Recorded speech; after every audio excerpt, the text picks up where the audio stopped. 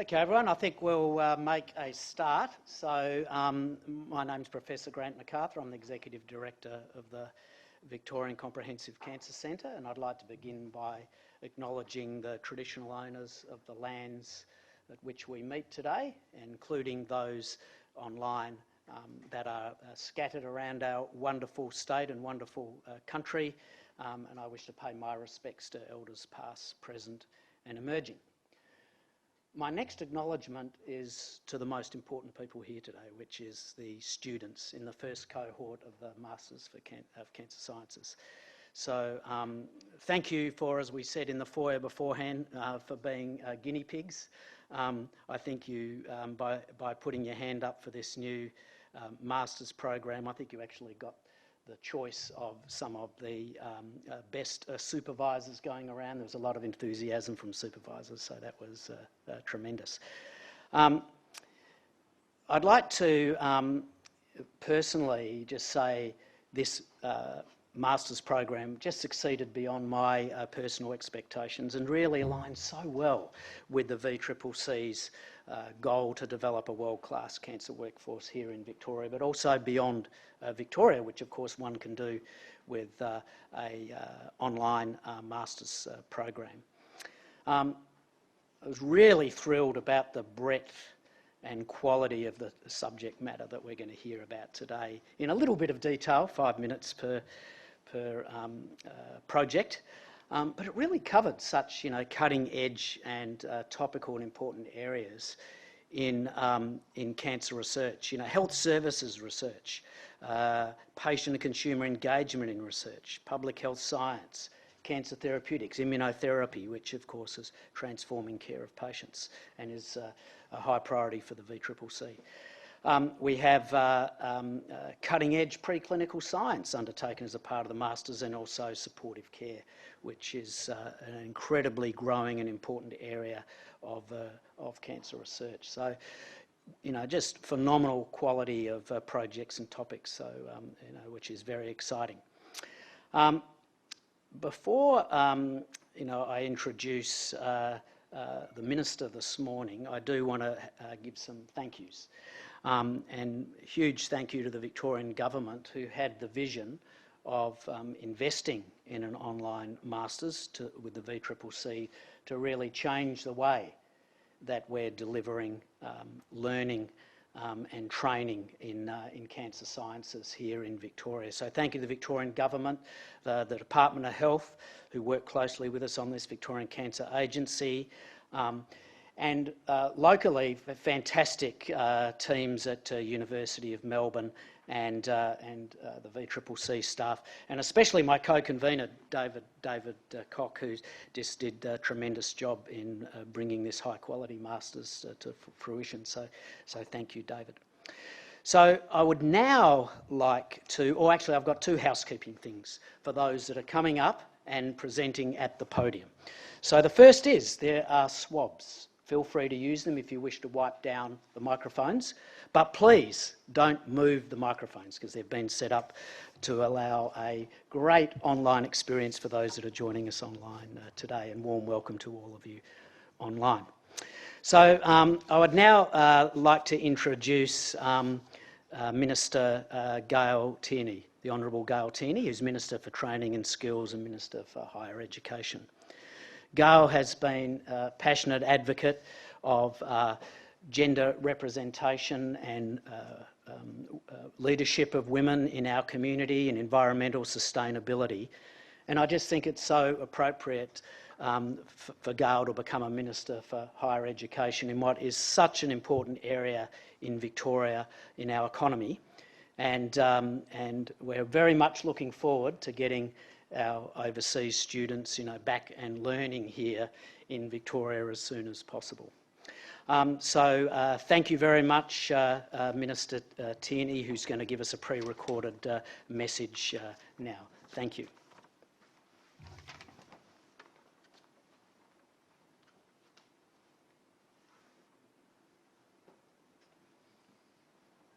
Hello everyone. It is wonderful that you've been able to come together from all over the world to celebrate the Victorian Comprehensive Cancer Centre's inaugural Master of Cancer Sciences Student Showcase. Thank you to the University of Melbourne for hosting today's event. And congratulations to all 23 graduates of the Master's program. You are the first group of students to graduate from this highly innovative online course. You've got through 2 years of dedicated, focused study, including a very tough 2020, to make it over the finishing line. You should feel very proud of yourselves. You now have an internationally recognised qualification that will set you on your way to a rewarding career. It is a qualification attained under exceptional circumstances. Last year was tough. Everything got turned upside down. Completing a 2-year master's course while juggling work, family and other commitments is no easy feat. And I understand that some of you even worked as frontline responders to the pandemic while completing your program. I'm so impressed that you have managed to complete your studies in such difficult circumstances. Your resilience through a very stressful, demanding period is a success story that we honour and celebrate here today. The 23 students who have attained their Master of Cancer Science this year are located across Australia and in fact the globe. It is great to see such an international mix of students from a range of medical disciplines. I understand that throughout the pandemic, you reached out to support each other through online groups, and you became a unified group of students across a full range of medical disciplines. This, I'm sure, proved crucial at a time when many state and international borders were closed due to the pandemic. It is one of the many digital and online accomplishments of this master's degree. I am so proud of the fact that this is the first cancer-specific online master's program in Australia for health professionals who care for cancer patients, and just one of 3 courses available in the world. I'm sure your studies will help improve the lives of people with cancer. I'm also impressed by the range of your research projects, from reproductive decision-making for young women with breast cancer to people going to emergency departments before they find out that they have cancer. The Andrews Labor government fully supports your work. Skills and training are vital for building strong economies and healthy communities. We are helping more Victorians find their path to a job and ensure Victoria has the training and education and skills system it needs as the state emerges from the global pandemic. The Masters of Cancer Sciences course is a shining example of education in our new and changing world. And you, the graduates, are the stars of a new world of study. Today's showcase represents a triumph over the challenges over the past year, and I hope you'll be able to celebrate your achievements with the people who have supported you on this journey. Your family, friends, fellow students, academics, tutors and educators. Congratulations once again, and all the very best for an exciting future.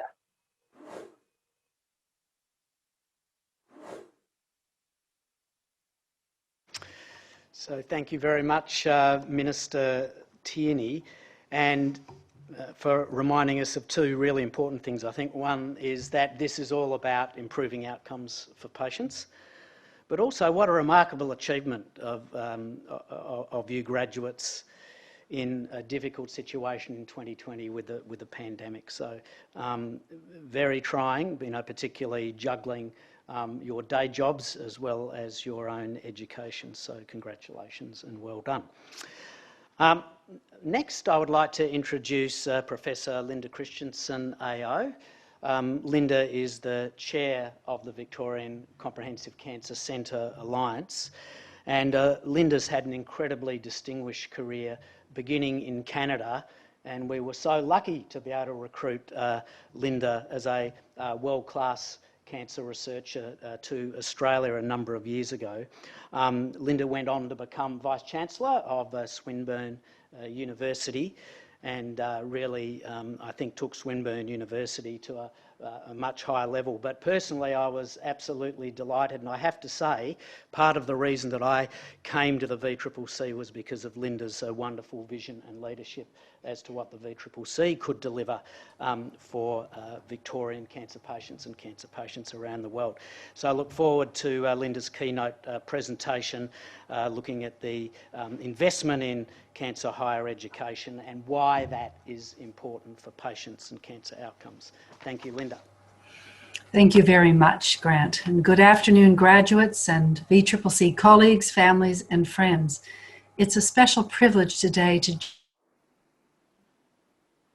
the first graduates of our Master of Cancer Sciences degree. Congratulations to you all. We're extremely proud of you, and I hope you take pride in this important educational milestone.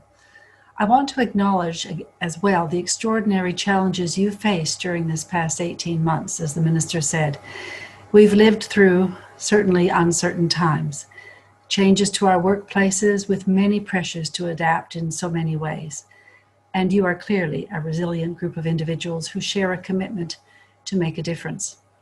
As the inaugural cohort of the course, you've each demonstrated a drive to learn and a determination to stay at the cutting edge of cancer research and care. You join a growing network of cancer science graduates within Victoria and beyond, with many of our students enrolled from interstate and overseas. The lives touched by your cancer studies stretch far beyond our state borders. And importantly, you are part of an alumni network who shares your commitment to cancer research and expert clinical care. I'd like to acknowledge Minister Tierney's enthusiasm for the course and her praise for the success of the program. From the perspective of the VCCC, the true success of the course and the reason you've graduated today is to contribute to improve cancer care for the patients we serve. Cancer remains a leading cause of death in Australia and represents the greatest single disease burden.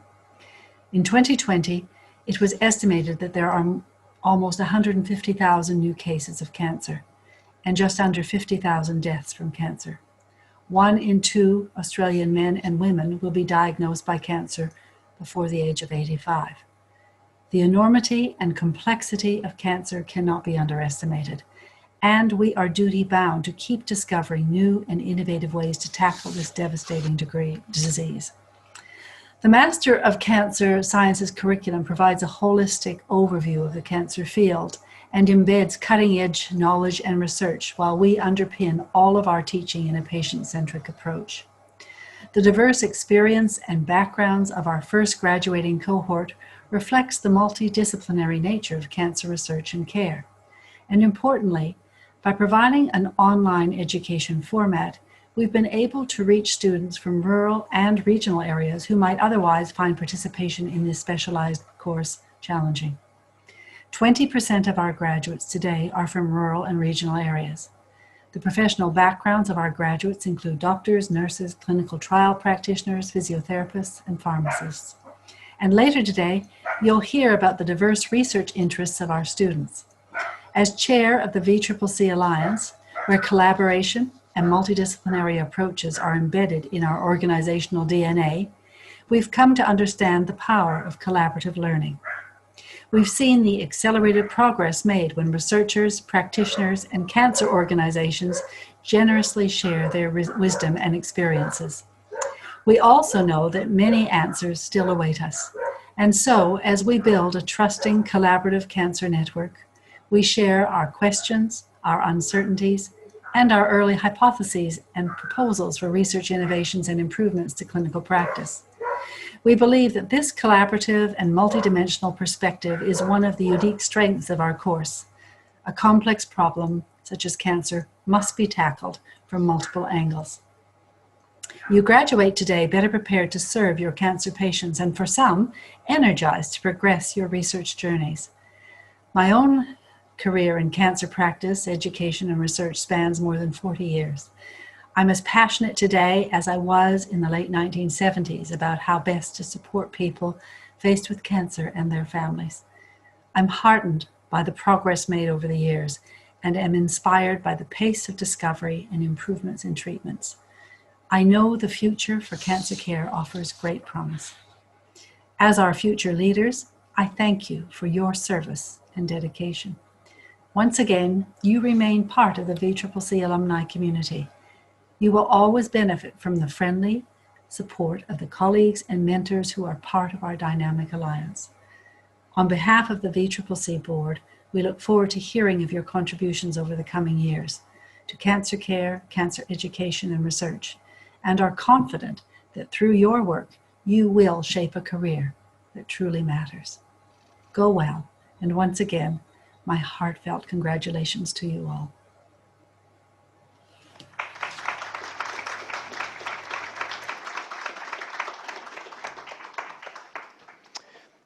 Thank you very much, Linda, for those inspiring words. Next, I would like to introduce Dr. David Kok, who is the convener of the Master of Cancer Sciences.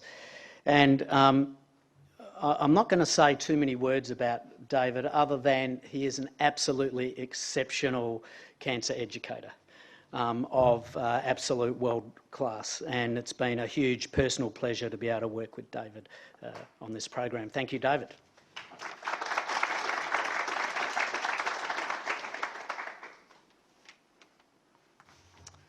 Thanks very much, Grant, and thank you as well to all of our special guests who've been able to give us some comments prior to now.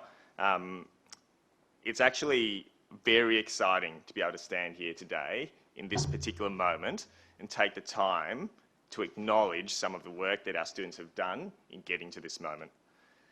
Completing a degree, as we all know, is a very momentous point in time in a person's life. I've got a famous little screenshot here, which you may recall, of from the castle where Dale Kerrigan comments that his proudest moment was when his daughter graduated from Sunshine TAFE.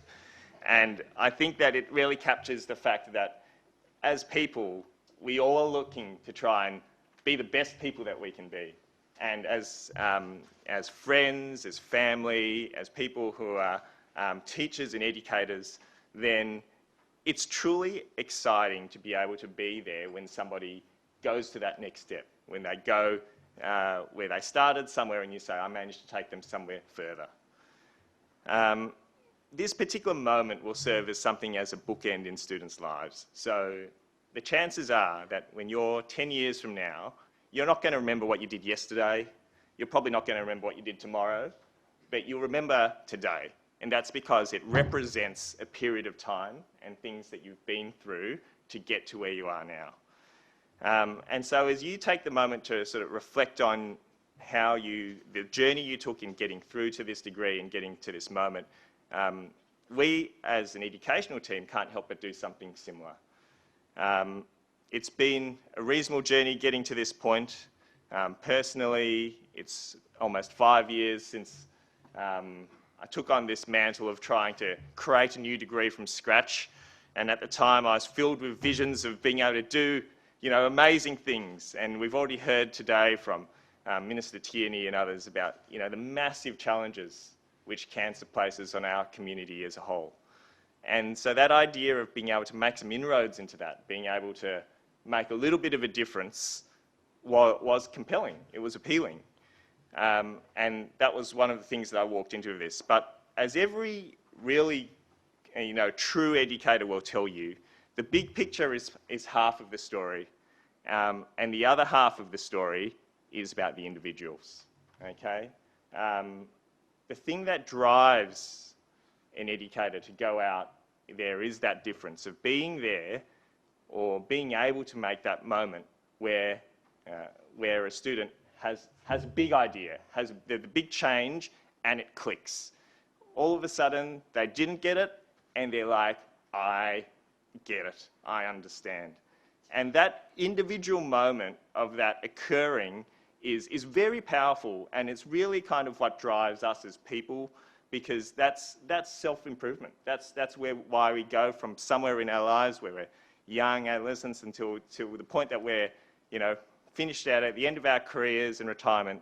It's all about that change, that evolution, and thinking that maybe you were the catalyst that helped some of that is something which I think is really, really inherent and powerful for educators worldwide.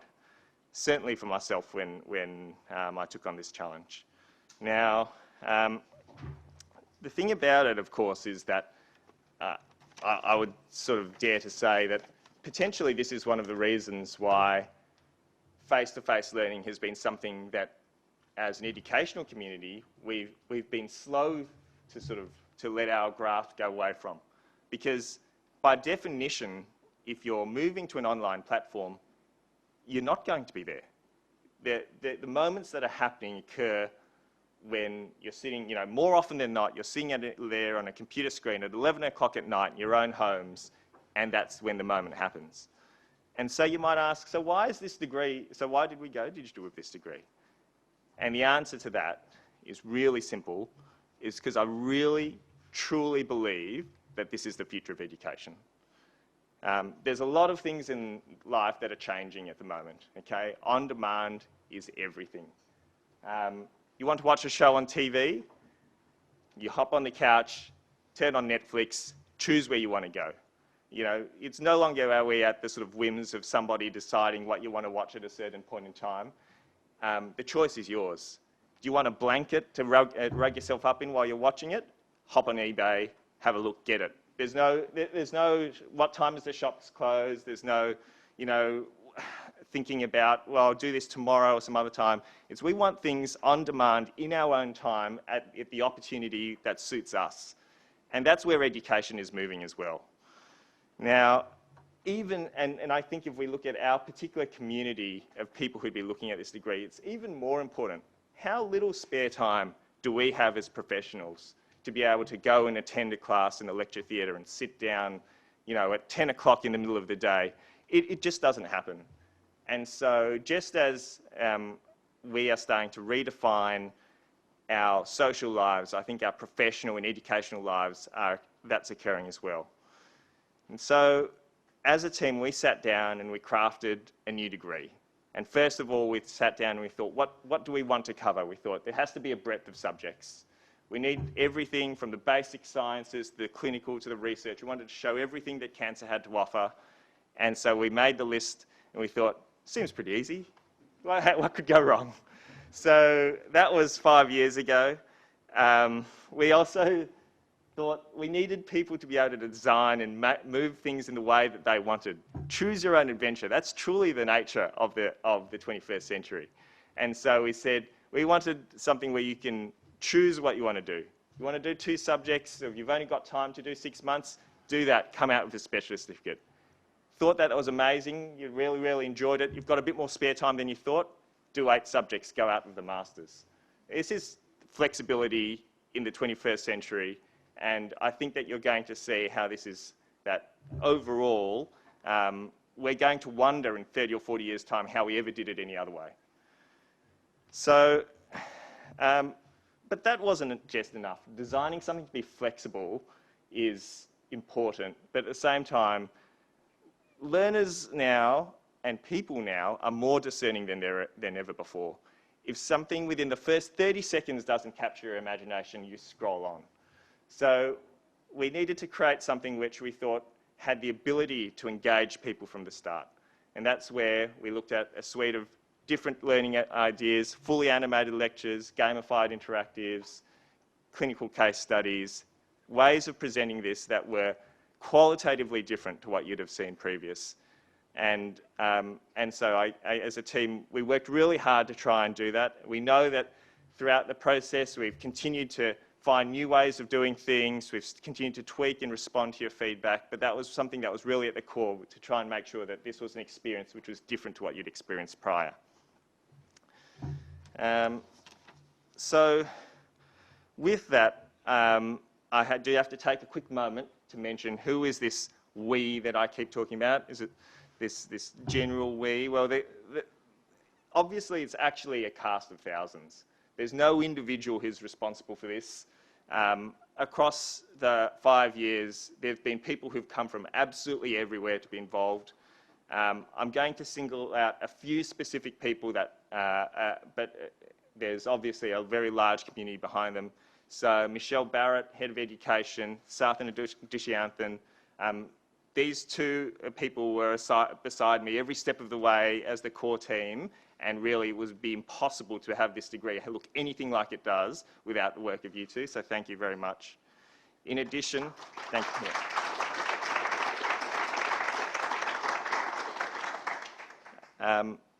From a RIDE team, there's a lot of different departments and people who have put in for this to get this to where we are, but we have Professor Simon Bell, who's representing the M-Space team, and a large number of members of the M-Space team who are here today, who are really the driving production team behind this. And again, I'd like to really acknowledge the contribution you've made to the degree. Thank you very much.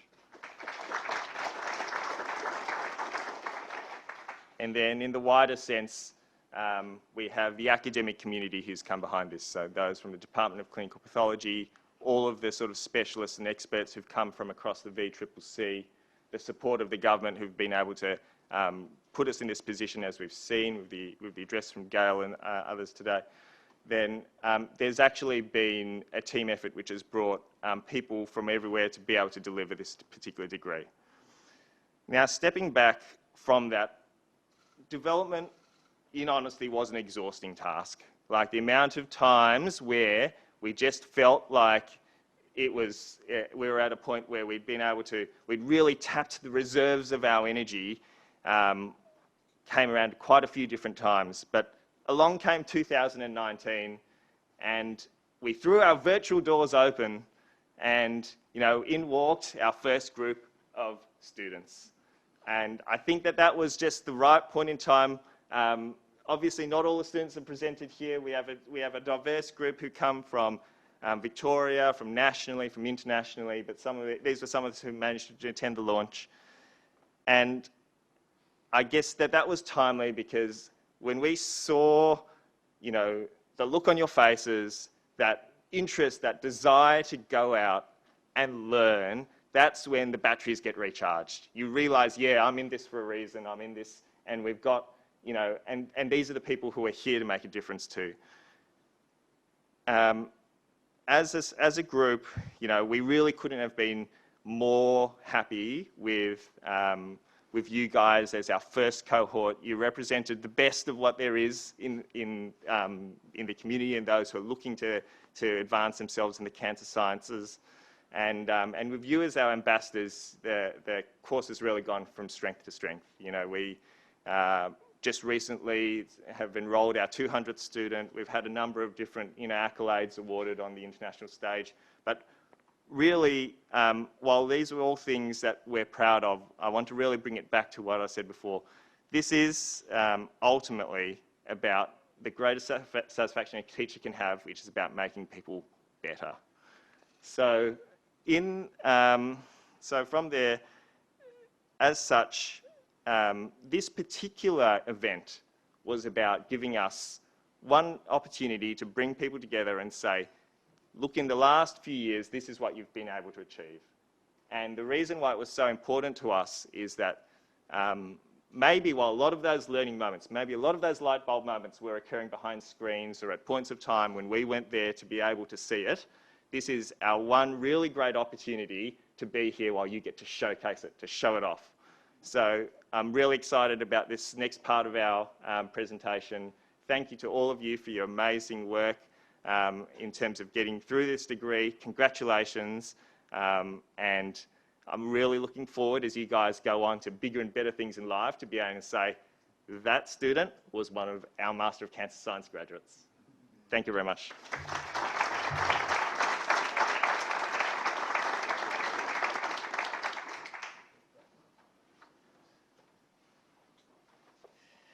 Okay, thank you, David. The inspiration goes on. Fantastic.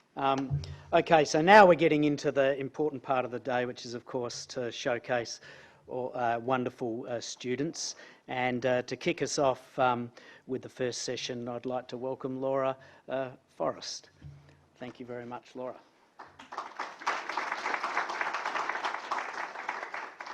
Thanks, Grant. Thank you very much for inviting me to chair this session. It's an absolute privilege to be here today. And of course, to introduce the first session about patients' experiences and the research that 3 students have done, qualitative and quantitative research. I think that it's not an underestimation to say that understanding patient experience is critically important in the delivery of cancer healthcare. So understanding how patients experience diagnosis, their treatment and the care they receive is all an absolute imperative in our research world to ensure that we can make sure that patients always remain at the centre of the delivery of care. I'd like to start, shall I introduce all three students in one go? Great. Good, okay. I'm going to introduce Aidan Reynolds, who's our first student to start. Really exciting to co-supervise Aidan with Dr. Rowan Forbes-Shepherd. Aidan is an exercise physiologist who hails from the Eurobodalla Health and Fitness in Batemans Bay, New South Wales, and it's wonderful that he's actually here in person. Aidan's research was titled Cross That Bridge When I Get There, a qualitative analysis of masculinity in young males' accounts of living with Lee-Fraumeni syndrome. Aidan undertook a secondary qualitative analysis of a dataset that consisted of 10 interviews with men who were aged between 17 and 29 years of age, who all had Lee-Fraumeni syndrome.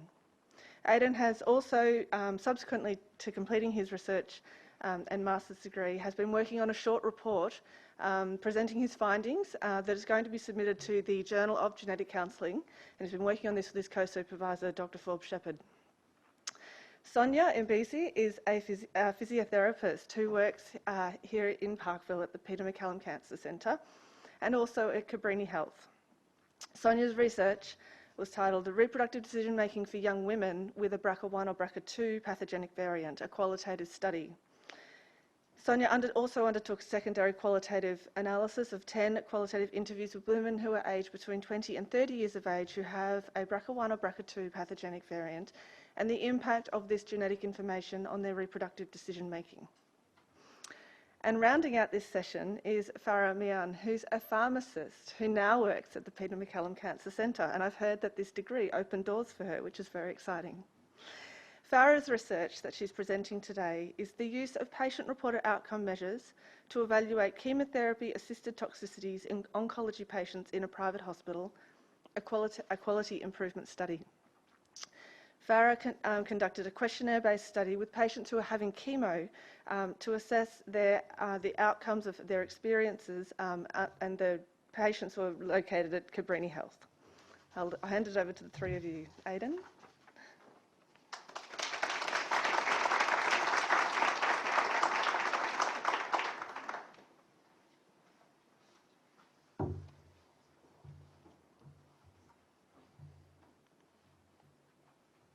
Thank you very much, Laura.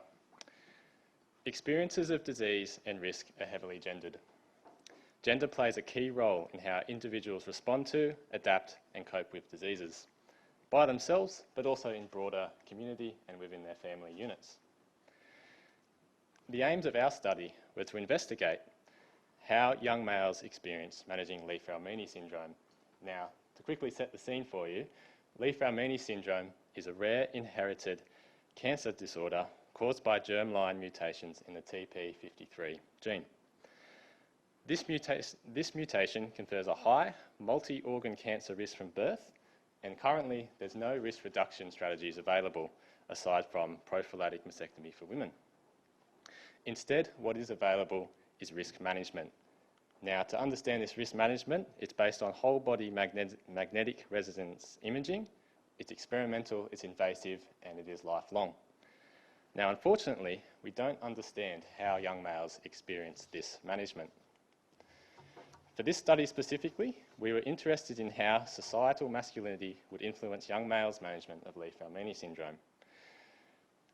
Previous research involving masculinity in cancer has found that men will live out masculine ideals of being physically tough, stoic, and in control of their emotions, and many strive to maintain these ideals within their health. So our aim of this study was to understand how young men articulate emotional expressiveness, empathy, and respond to high, unpreventable multi-organ cancer risk. How we did this specifically? We performed a secondary qualitative analysis based on previous data set describing people's experiences with Lee-Fraumeni syndrome.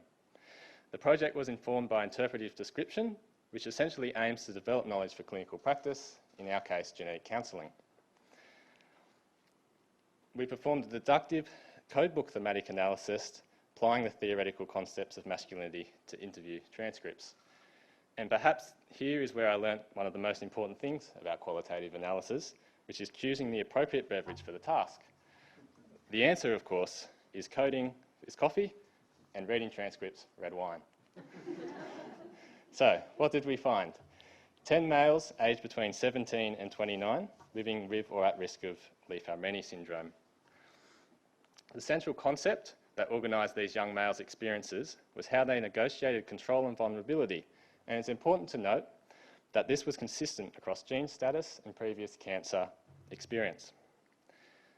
The two major themes developed from this central concept were, number one, to avoid considering the present and future implications of Li-Fraumeni syndrome, and two, to control the rest of their life whilst living with Li-Fraumeni syndrome. Now, of course, there were a number of other themes, so today, lucky for you guys, you get the highlights reel. Number one, control through avoidance. Masculine ideals of control were found in young men engaged with implications of Li-Fraumeni syndrome. In our case, this engagement was through avoidance or no engagement at all. For example, cross that bridge when I get there, from Sam, 25 years old, who had cancer and was gene mutation positive. Sam is controlling his Li-Fraumeni syndrome narrative by avoiding the implications often. Often deferral was used, indicating that at some point there would be engagement, but to the specifics of this engagement, no detail was usually shared. And number two. Secondly, given there is no clinical intervention currently available for these young men to reduce their risk of cancer, they seek to control other aspects of their Li-Fraumeni syndrome narrative instead. For example, I'm not the type of person to go there for a cold. Yeah, but nah, as soon as a lump comes along, I'm there. I don't have any dramas with that. I've dropped the DAX for the doctors plenty of times. Thank you, Josh. As an example, Josh describes being in control of the things he does, getting lumps checked out, but he also controls the things he doesn't do, accessing healthcare for just about everything else. So what does this all mean? The implications of these findings is that young men experience unique psychosocial implications managing Li-Fraumeni syndrome, and these are inherently shaped by masculinity. This was the first study to specifically investigate young males with inherited cancer, and whilst the study size was small, so far our findings indicate that this should be an area of continued investigation. Li-Fraumeni syndrome is a condition affecting the full life course. Young males will be involved with healthcare lifelong, and so our support should also be lifelong as well. Therefore, understanding young males' perspectives and experiences will allow for more responsive and specific interventions to meet these concerns. Thank you.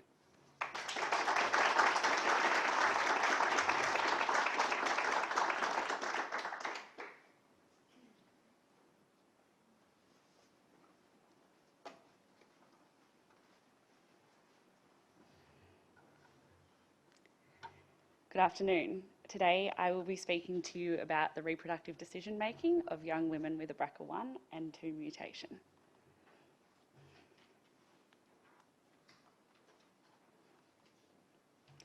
Okay, so a snapshot of the background and methods. Women with a BRCA1 or BRCA2 mutation have an increased lifetime risk of developing breast or ovarian cancer.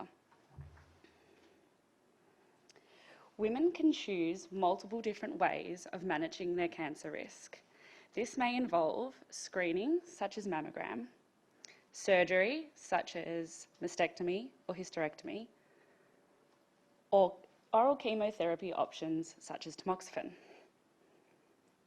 Women of reproductive age must manage this decision alongside their cancer risk reduction. The aim of the study was to describe this relationship. A secondary data analysis was completed of 10 interviews for women aged 20 to 30 years. Thematic analysis using the grounded theory was used. Results. There were 3 main sections of the results for the themes that we found. Timing of milestones. So firstly, this was about women looking at when they made the decisions to do their cancer risk reduction and when they made the decisions to have children. 2 women here made comments on this timing. Firstly, Penelope felt like they had a deadline to when this needed to be completed, where Indigo found that the decisions she made for cancer risk reduction were impacted by others as they were making judgments due to her age.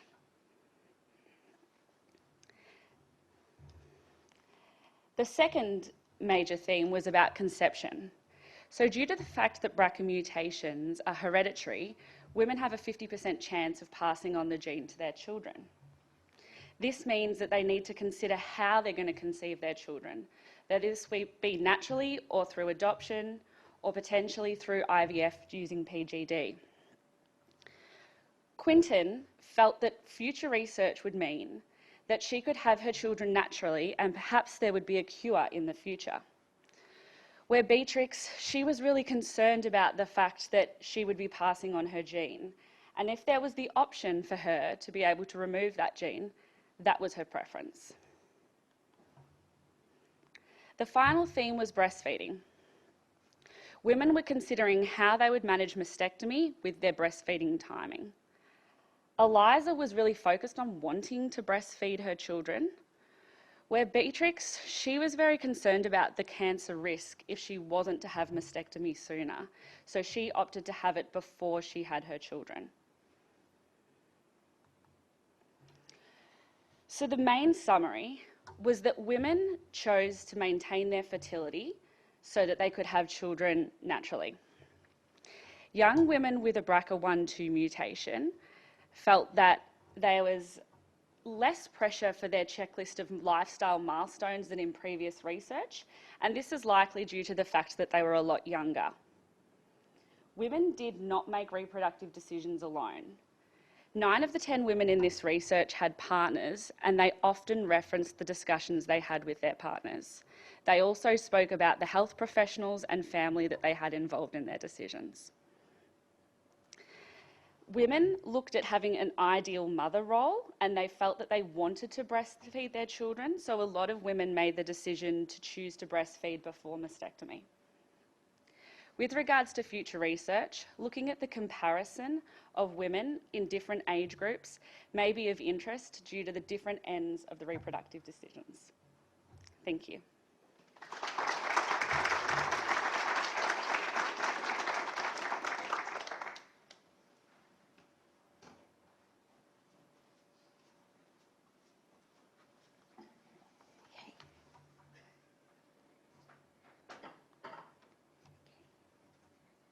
So chemotherapy is a key modality in the treatment of cancer.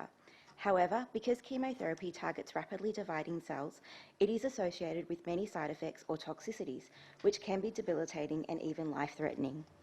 The diagram here shows some of these toxicities, which can include nausea and vomiting, skin sensitivity, and low blood cell counts. Studies have shown most chemotherapy-associated toxicities occur early on in treatment.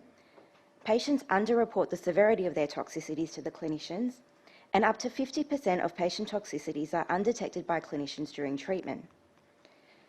Given chemotherapy administration often occurs in the outpatient setting, this leads to difficulty in detection and management of toxicities. There has been increasing interest in the use of patient-reported outcome measures to evaluate chemotherapy-associated toxicities.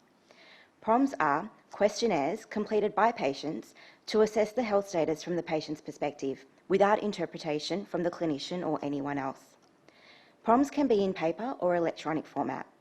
Studies have shown that when PROMs are used in clinical practice, they can improve the patient's ability to accurately report toxicities. It empowers, engages, and facilitates a proactive response to toxicities by patients. PROMs can improve patient-clinician communication, allowing clinicians to identify and track symptom progression, leading to improved clinical outcomes such as reduced emergency hospital visits and hospitalizations.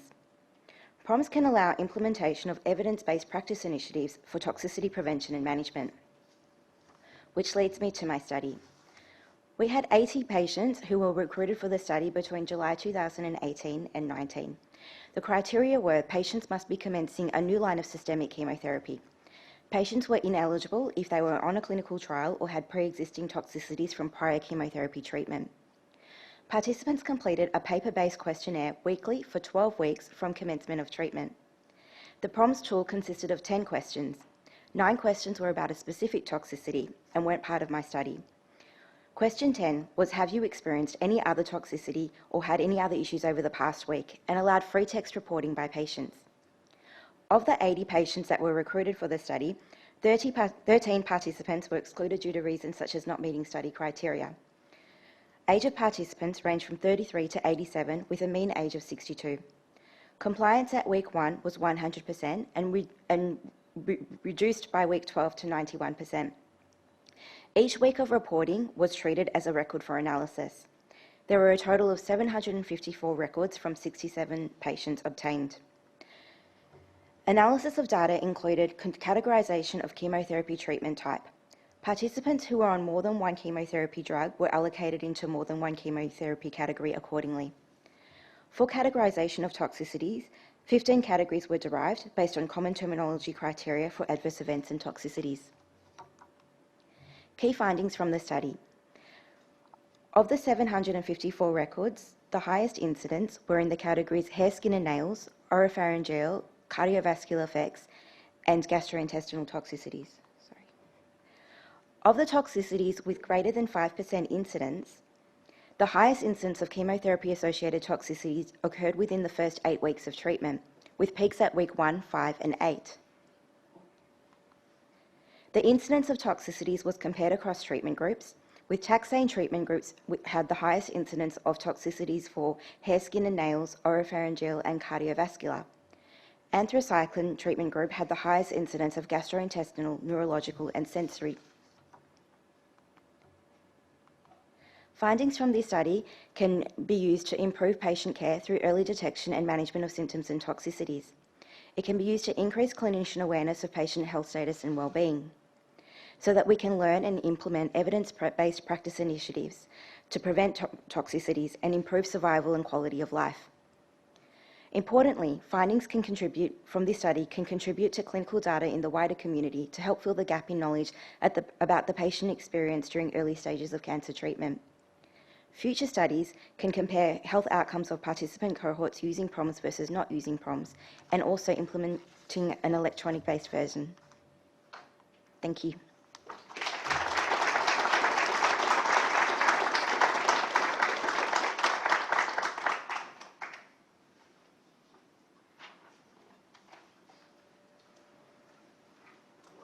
Okay, fantastic. Thank you so much for that, and a really great introduction to some of the work that we're going to see today. We're going to move on to our second session, which is going to be introduced by Chris Kearney and Chris Swain. Come on up, guys, and introduce your students and the projects. Thanks. Hey everyone, it's just me. I'm Chris Swain. I work at the Cancer Epidemiology Department at Cancer Council Victoria, so I'm one of 10 CCV contributors, I learnt. First, great job to the last 3 students that presented very neat and clean presentations. I supervised 3 students who are presenting next, and they used hospital administration data to look at reasons for emergency department presentation either prior to a diagnosis or following treatment for either lung cancer or pancreatic cancer. And I did speak with Chris about what I would say here, and he said, well, kind of emphasize that you gave them a very authentic experience in working with linked data. And I think by that, we mean, there's very short timelines, the data's very messy, they have to learn how to use the analysis program as they go. But I think also David said earlier, there's a point where you see sometimes things click with students, and I could see that with each of my students. Once things got going, even though they didn't have a public health background, which is another challenge, they sort of just, got stuck in, which was really nice. So as well as finished products, you're seeing a very steep learning curve for them, and also something that's informed what we're doing with the current students who are doing this at the moment, and we hope to do with future iterations. So the first student I'm going to introduce, should I do it one at a time or? And Yi has disappeared off the list. Anastasia, who looked at reasons for hospital presentation following treatment for pancreatic cancer, and Ella, who looked at emergency department presentation prior to a pancreatic cancer diagnosis. Cheers.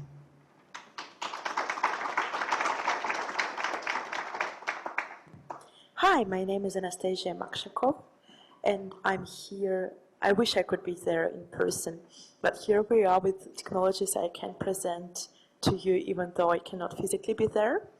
My supervisor was Dr. Christopher Swain, and before I start I want to acknowledge everybody who helped me along the way, and it was really a great adventure.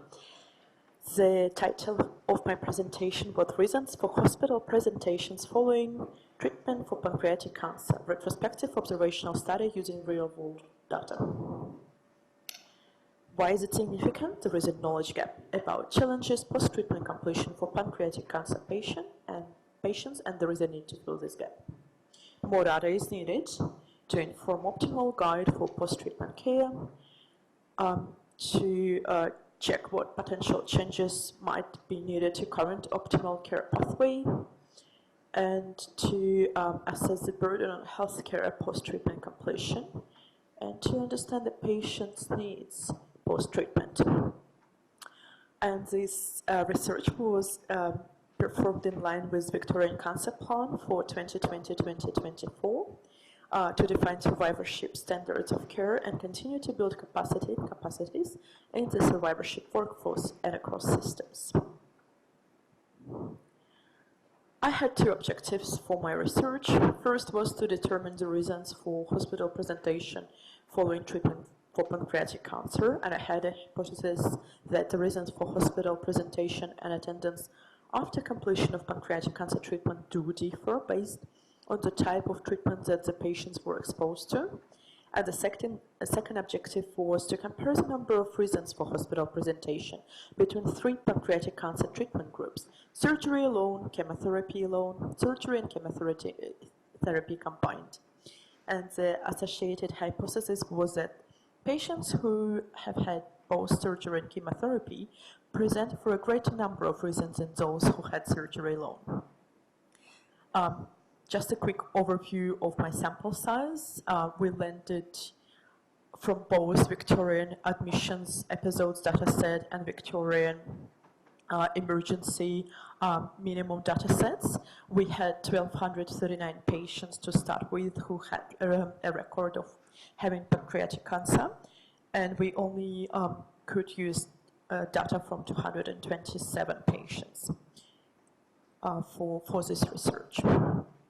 Top 10 reasons for emergency presentations are the best way to present results for AIM-1, and you can see them on the screen. The top one was abdominal and pelvic pain, which is not very specific. As we know, fever or of other and unknown origin was the second most reported reason, and the rest you can see on the slide. I'll just, in the interest of time, I'll go to the next one because I think it's also very important. So this is how results of AIM-1 compare to current literature. And you can see that there are some reasons for presentations that do overlap, but there are quite a few that are not really very representative, so to speak, of the actual pancreatic cancer patients' sufferings, because they are quite unique to patients rather than to the patient cohort. Results for AIM-2, in quick words, reasons for presentations did not vary according to treatment type, despite my hypothesis, so I could not prove that it was a correct one, but no result is also a result, right? Implications. This research did help me understand a little bit better the health needs subsequent to treatment, and hopefully it will help inform optimal care pathways both post and during treatment. This is the first study to analyze the reasons for hospital presentation after pancreatic cancer treatment on real-world data with the intent to fill the gap in knowledge. And it does have a potential to improve the care coordination and care services across cancer continuum and enhance understanding of treatment effects and implications on people with pancreatic cancer. That's it from me. Thank you very much for listening. I hope you have a lovely day. Bye.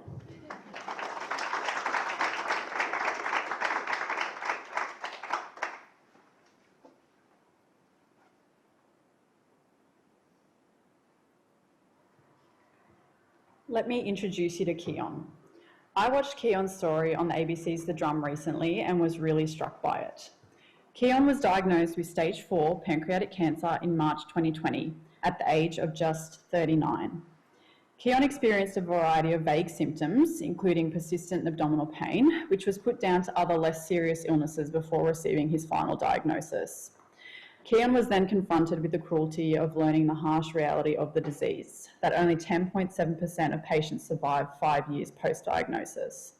He was told that his best option was to go home and live whatever time he had left. This is an all too common path for the almost 4,000 Australians estimated to be diagnosed with pancreatic cancer this year. Pancreatic cancer was actually projected to be the 3rd leading cause of cancer death in Australia in 2020, and its 5-year relative survival has only increased to 10.7% over the last 30 years despite advancements in treatment options. Unfortunately, the disease also remains relatively asymptomatic until an advanced stage. Thus, at the time of diagnosis, majority of cases will present with already locally progressed or metastatic disease. There are also no recommended population screening programs in Australia to aid early detection of the disease. So it's a pretty grim outlook. We know that there are always new treatments coming onto the market, and as a pharmacist, perhaps that is what seems like the logical solution, more drugs. But medication isn't always the answer, particularly when it comes to pancreatic cancer, where often patients are only starting chemotherapy after being diagnosed with advanced disease. So what if we could give patients a better chance by finding and treating the disease earlier? Something we do know is that approximately 20 to 30% of people with cancer visit an emergency department in the year preceding diagnosis. And people who do present to the ED usually present due to symptoms associated with their cancer diagnosis. Therefore, understanding the reasons for patients presenting to the ED in the months before a diagnosis of pancreatic cancer may reveal important information to aid in earlier detection and diagnosis. So the main objective of my thesis is to expose this statistic and understand why and which patients are presenting to the ED in the months prior to their diagnosis of pancreatic cancer. Because I believe that this information could potentially provide a foundation for designing systems to enhance the ability to diagnose, intervene and treat patients with pancreatic cancer as early as possible.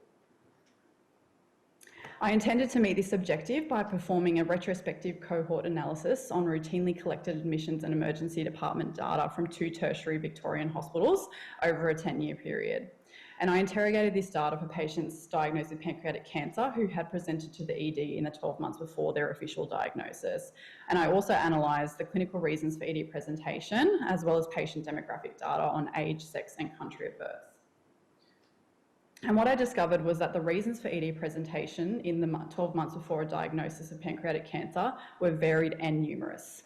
198 patients presented to the ED preceding diagnosis, and there were about 140 individual reasons for ED presentation.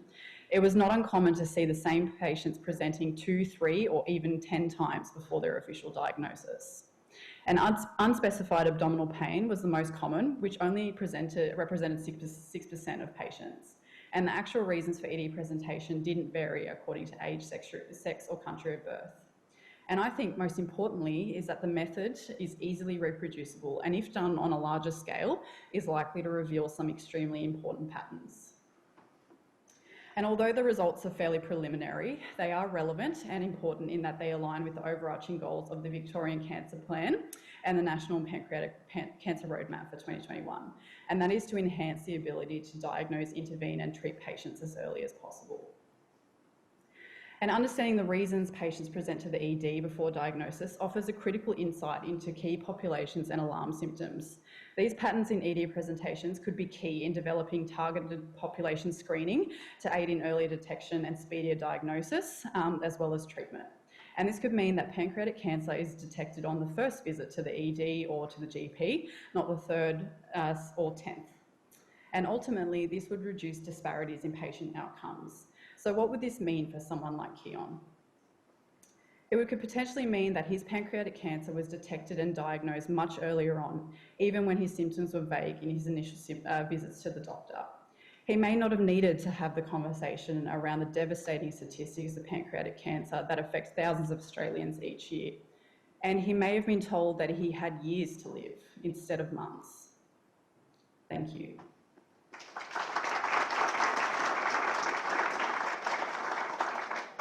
Okay, wow. I'm actually really impressed already with what we've seen. So there's a very short interval now. It's a tight schedule. I'm actually going to just make it 5 minutes, please. So get up, stretch your legs, go to the bathroom, and be back at 2:10. Thank you.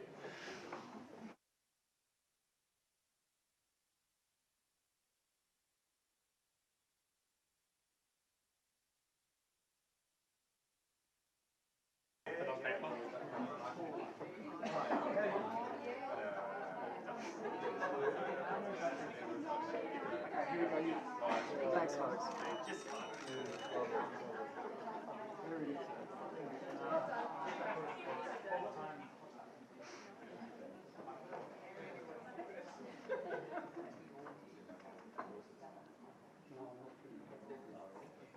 Oh, it's gone very quiet. Shall we start?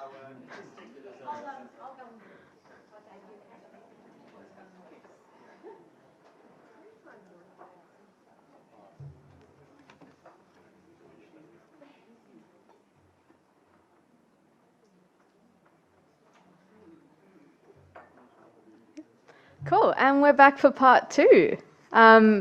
Hopefully these are as exciting as the ones we've just listened to. So up next, we're about to hear some amazing talks that all investigated research questions using registry databases. And so this is a relatively new approach in the clinical trial space. So registry data combines conventional trial methodology and with registry systems to produce real-world clinical evidence. And these registries integrate high internal validity with randomized controlled trial data, as well as high external validity associated with enrolling real-world patients. So what's really special about these registries is that they operate on a broad eligibility criteria, which enables trial access across a large variety of groups and participants who are in the real world. And so data collection is usually achieved through registries during routine care practices. So we have Shihara and Chun presenting in these sections. And I can see Shihara here, and I'm not sure if she's doing a video or if she's coming up. Okay, she's doing a video. And Chun is actually one of our international students, and he's based out in Canada. So I don't know what time it is there, but he's also pre-recorded a presentation for us. And Shihara's topic was looking at screen-detected and non-screen detected colorectal cancer and the survival impact of the National Bowel Screening Program. And Chun will be presenting his work on an international multi-center retrospective analysis, which investigated the presentation outcomes in patients with solid tumor malignancies treated with first-line immuno-oncology agents. And interestingly, all of these patients did not meet normal eligibility criteria for clinical trials. So yeah, really cool to hear about what they're going to say.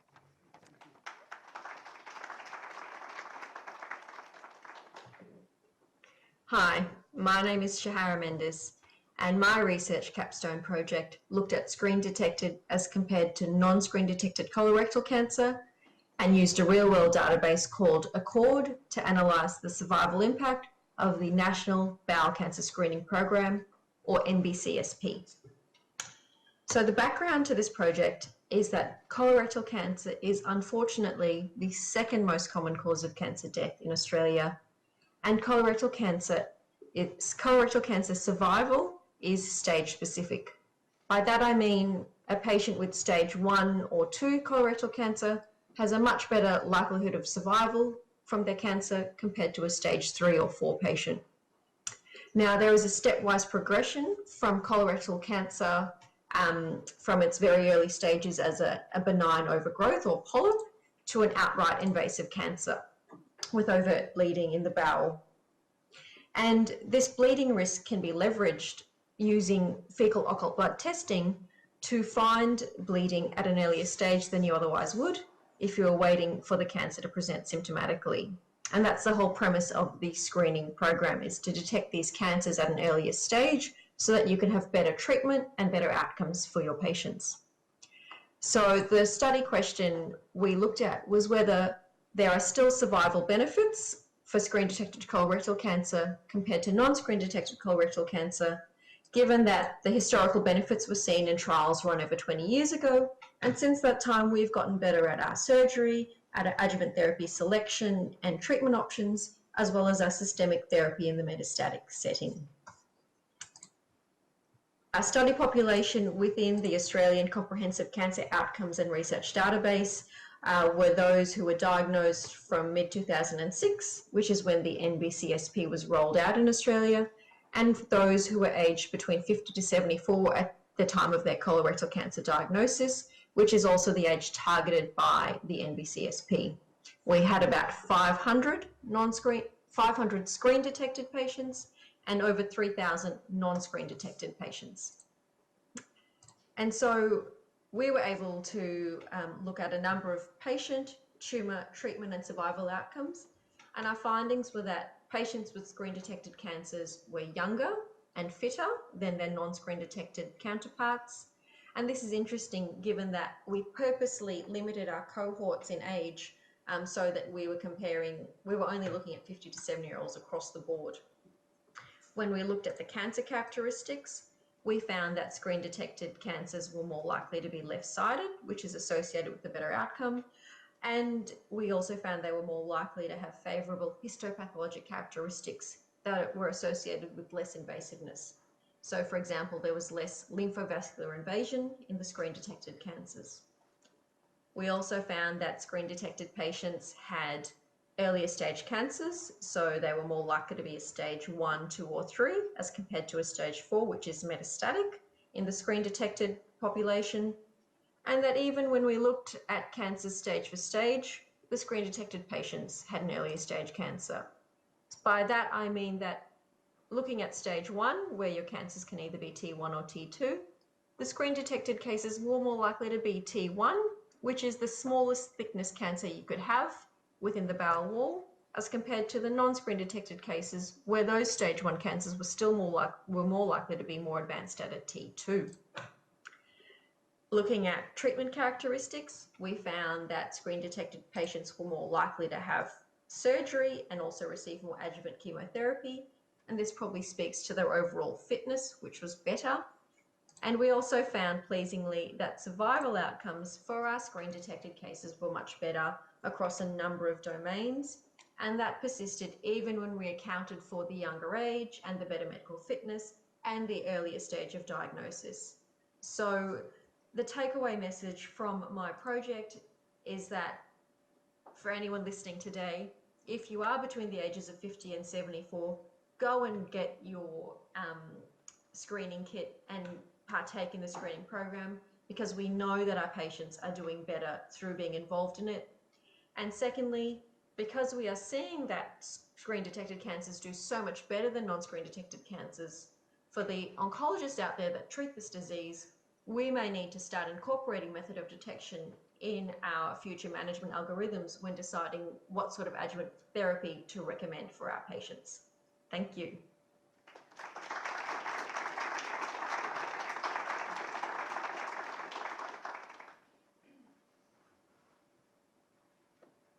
Hi everyone, my name is Dr. Chun Gan.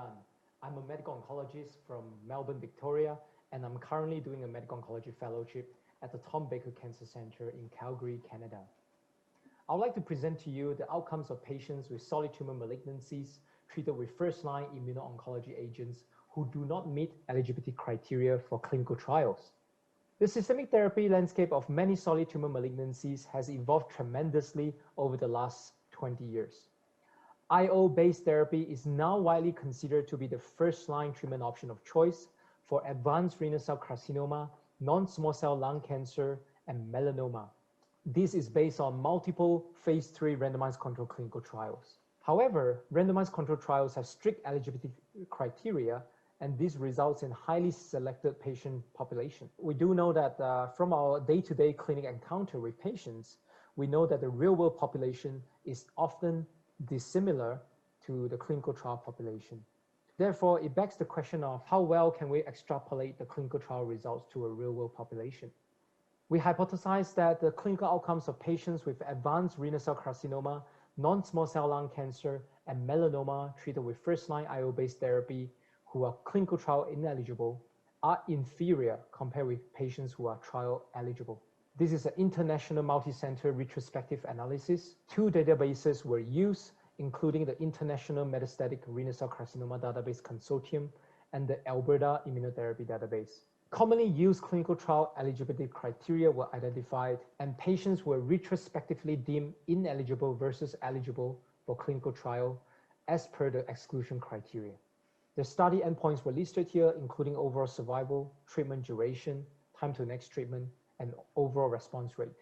In the overall population, 1,241 patients were included, and of this, 32% of patients were clinical trial ineligible. This is a tree map showing the number of patients deemed trial ineligible due to each exclusion criteria in the overall cohort, as well as per tumor type. The size of the box is proportional to the number of patients. The most common reason for clinical trial ineligibilities were poor performance status, the presence of brain metastases, anemia, and renal dysfunction. In the overall cohort, the overall survival of patients who are clinical trial eligible were far superior, with a median overall survival of 14 months compared with 10 months in the clinical trial ineligible cohort, with a highly significant p-value.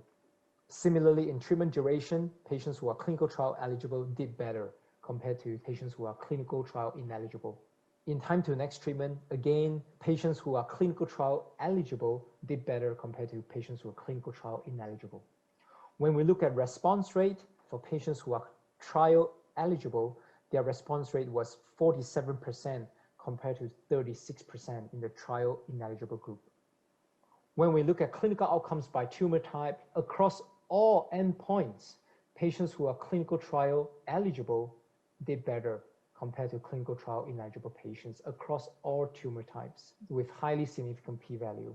And trial ineligibility remains prognostic for clinical outcomes after we adjust for known prognostic factors that might affect outcome for each tumor type. In conclusion, 32% of real-world patients were ineligible for clinical trials. Although 1/3 of the trial ineligible patients responded to treatment, the overall trial ineligible population had inferior outcomes than trial eligible patients. These data may guide patient counseling and temper expectations of benefit. Greater effort is required to understand the gap between trial efficacy and real-world effectiveness.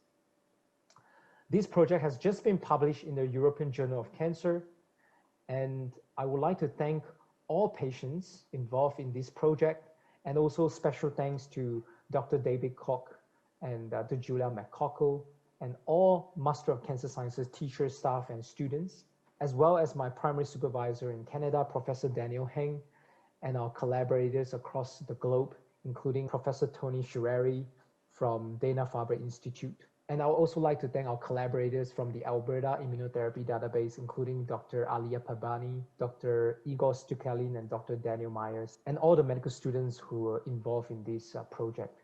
It has been a pleasure to be a student of the Master of Cancer Sciences program. I would like to thank everyone involved. I wish you well.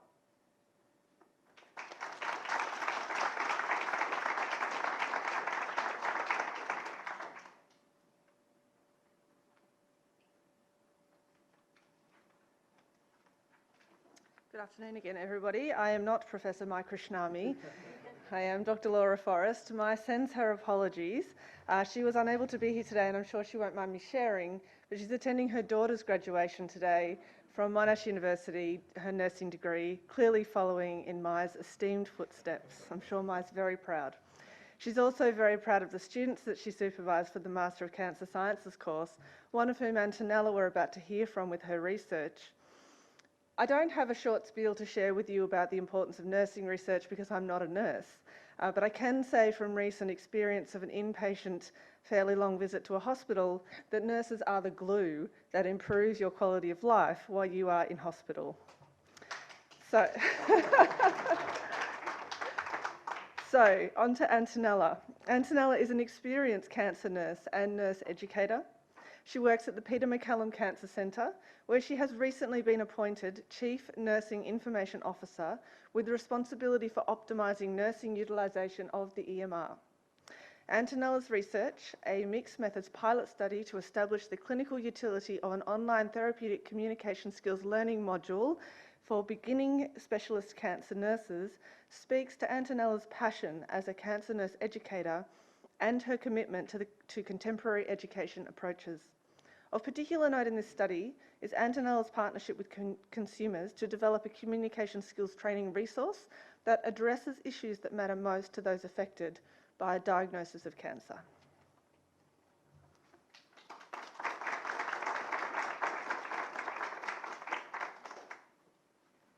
Thank you, Laura. Just got my second backup of my presentation, just in case. So, good afternoon. My name's Antonella Vagranic, and thank you for that introduction, Laura. I'm a cancer nurse at Peter MacCallum Cancer Centre. My Master of Cancer Sciences research project, as you know, this long title, is a mixed method study, pilot study to establish the clinical utility of an online therapeutic communication skills learning module for beginning specialist cancer nurses. I'd just like to say that I'm extremely grateful for my supervisors for my thesis, so Professor Maya Krishnasamy and to Daniel Hamilton thank you so much for your invaluable advice, continuous support and patience during my research project. This is the clicker, I think, for this one.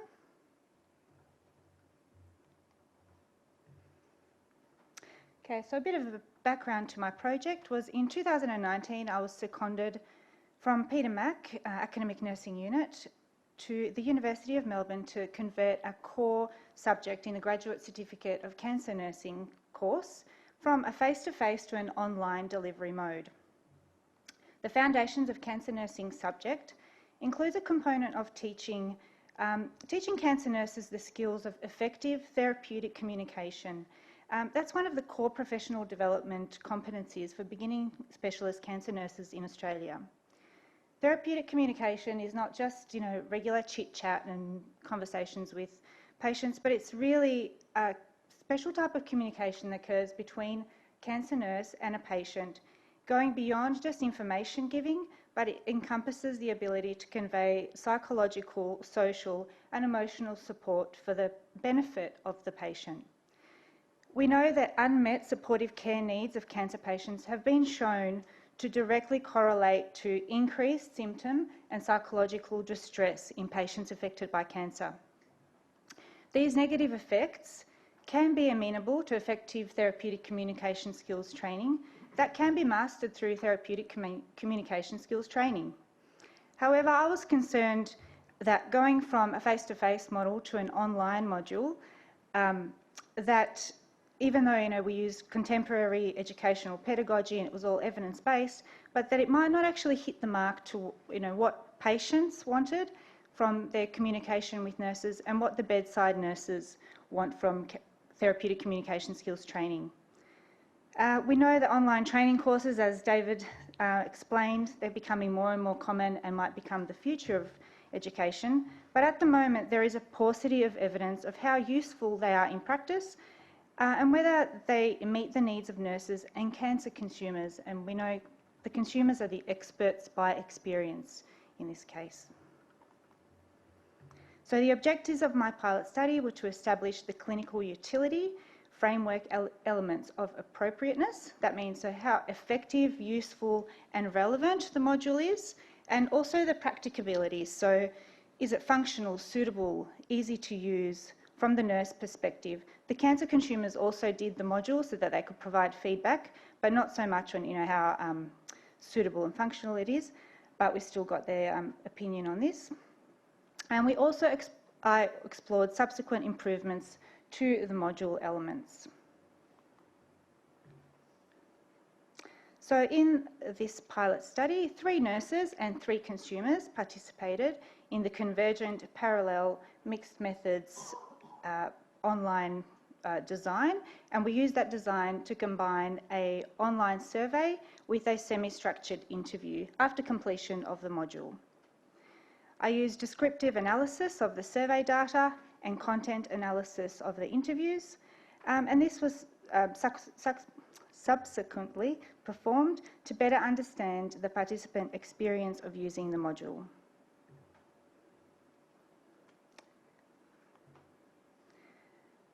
So on to the results. So an issue considered under the clinical utility component of appropriateness was relevance, and this was established by both groups of participants.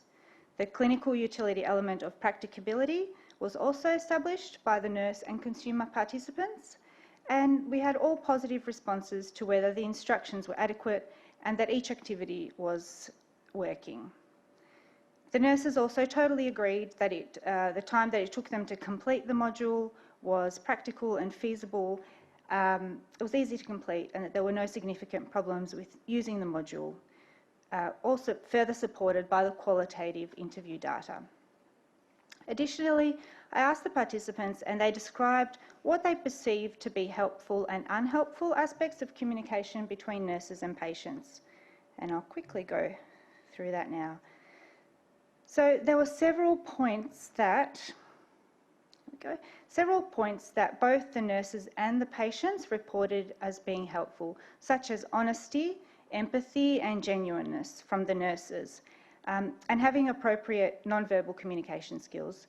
Interestingly, the consumers' only perceived helpful aspects were around the quality that the nurse exhibits, such as being respectful, compassionate and confident. The nurses, however, identified slightly different things that they found helpful, such as more instrumental aspects of communication, such as making sure the physical environment was appropriate, being prepared for the conversation and taking the time to communicate effectively. Also, I found very fascinating that, so these are, oh sorry that my slides got cut off down the bottom. Fascinatingly, there was no overlap between what the nurses and consumer participants identified as unhelpful in communication. So once again, the nurses really focused on these instrumental aspects of communication, whilst the consumers had a more holistic view of what they find that didn't work well. It was mainly about the communication not being patient-centred. And you can see a couple of quotes from participants there. So in summary, I used the clinical utility framework to test the elements of practicability and appropriateness of a therapeutic communication skills learning module using this mixed methods pilot study. The information was gleaned on possible improvements to subsequent iterations of the module. And implications for the future. So I presented a proof of concept as being verified, and this communication module can now undergo some optimisation before the study is expanded in size or objectives are extended. This can be achieved by integrating some of the content that the nurses and consumers have suggested after broader course curriculum considerations. Then I can proceed to testing the remaining elements of clinical utility, accessibility and acceptability. Following this information, I can now be confident that this module can be used as an educational intervention for potential future research, comparing the module with traditional approaches to teaching therapeutic communication skills to test the effectiveness of the actual interventions on improving communication skills training for cancer nurses. Thank you very much.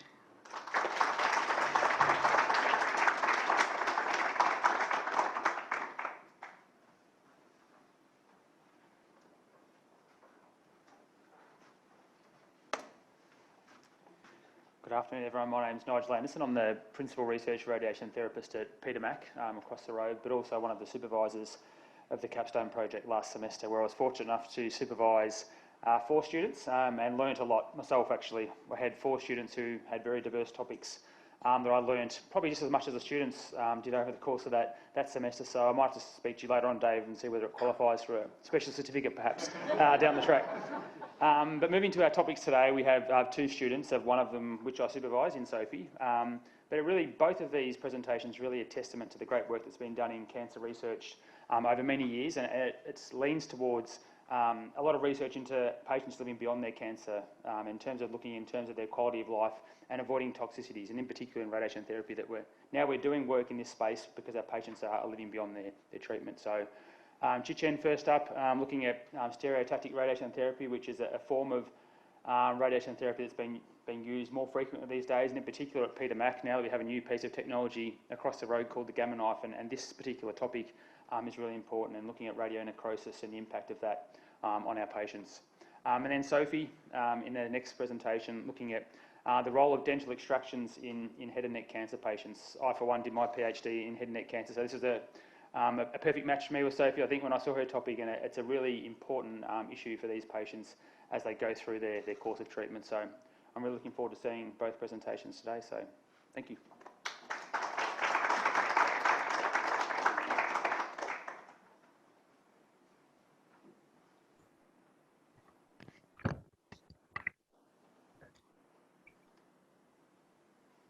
Hello?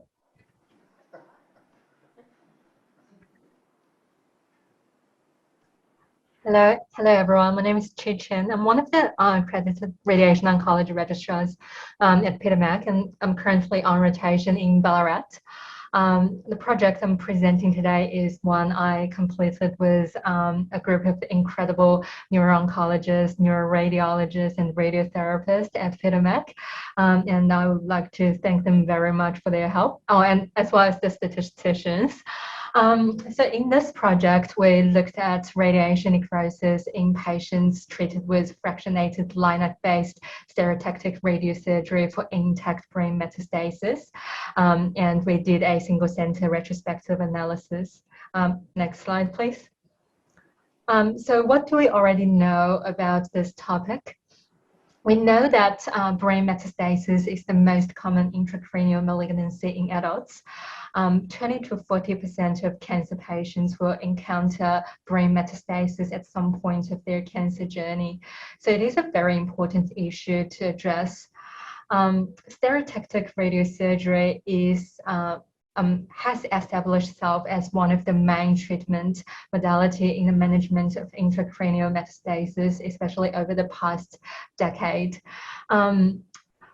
So the reason we want to do stereotactic radiosurgery is that we want to achieve our goals in terms of managing this patient. We want to deliver maximal effective dose to the tumor while maintaining a low risk of acute and late toxicity.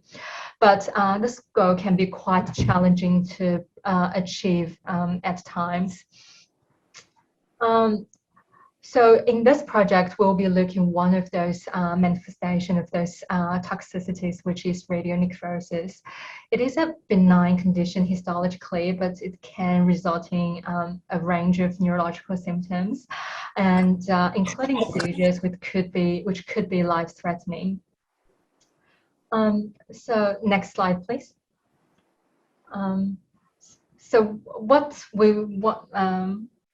Next slide, please. So what we want to do is obviously to try to reduce that toxicity, and based on the calculations and the physics principles behind this, fractionation is a strategy in theory could balance tumor control and the adverse effects. More and more centers across the world have started to offer fractionated SRS, and we do have some limited data emerging in this section. However, we are currently still lacking evidence on, first to start with, the actual incidence of radionecrosis, and we also would like to know, do we have any prognostic factors or risk factors that we can use to potentially predict which group of patients are more prone to the development of radionecrosis? Next slide, please. So what we did to answer all those questions is a single center retrospective analysis. At Peter Mac, we have the huge advantage that we have been doing this since 2016, and we do have a large continuous cohort of patients. So we consider it's quite worthwhile to share this data with our colleagues who are doing the same globally. So at Peter Mac, we looked at a consecutive cohort of 200 intracranial metastatic lesions from any type of primary malignancy managed with fractionated SRS. And this this is the group of patients we treated from July 2016 to October 2019. And in our center, the indications of fractionation were large lesion and also based on the anatomical location of the lesions. And a lot of those lesions we treated are in close proximity to critical structures. Next slide, please.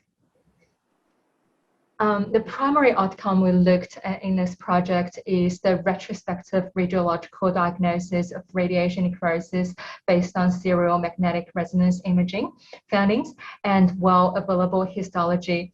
The reason for that is that most of these patients would not get to the stage that will need surgical resection. And the potential risk factors we assessed in this project include age, sex, concurrent corticosteroid treatment, concurrent or recent immunotherapy, previous radiotherapy covering the same region, including HOPRA radiation therapy, and the planning target volume PTV. Next slide, please. Next slide, please. Sorry. So what we found in this project is that the most frequently used fractionation schedule at Peter Mac were 24 gray in 3 fractions, 25 gray in 5 fractions, and 21 gray in 3 fractions, which is very comparable to other centers across the world. And the cumulative incidence of radiation necrosis in this cohort was 13.6%. And of this patient who developed radionecrosis, 41.7% of them were symptomatic. So what we found is quite comparable to what a limited number of other centers across the world has reported. And interestingly, we all are at like a similar observation that there is minimal difference between the cohorts with fractionated and single fraction treatment. That is very interesting clinically, as the reason we did this was trying to minimize the toxicity. All of our research, including the ones in other centers, are encountered with a major limitation, which is there is a lack of unified diagnostic criteria for radionecrosis. So we currently completely base our diagnosis on the expert review of serial imagings, which is the same across the in all centers that have published data on this topic. So,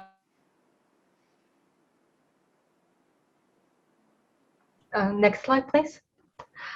So based on our findings and what we observed from the publication from other centers, we believe what will be worth doing as the next step will include a retrospective analysis on patients treated with single fraction SRS at Peter Mac. We do have a very large patient cohort for for this purpose as well. And we are probably getting closer to the stage that with more and more data published, we'll be able to conduct a systematic review and meta-analysis with the aim to further establish further confirm the incidence and the prognostic factors that we've observed. And there is simply a need for us to continue to collaborate with our radiologists to establish a more reliable, sensitive, specific methods in diagnosing radionecrosis. Thank you very much.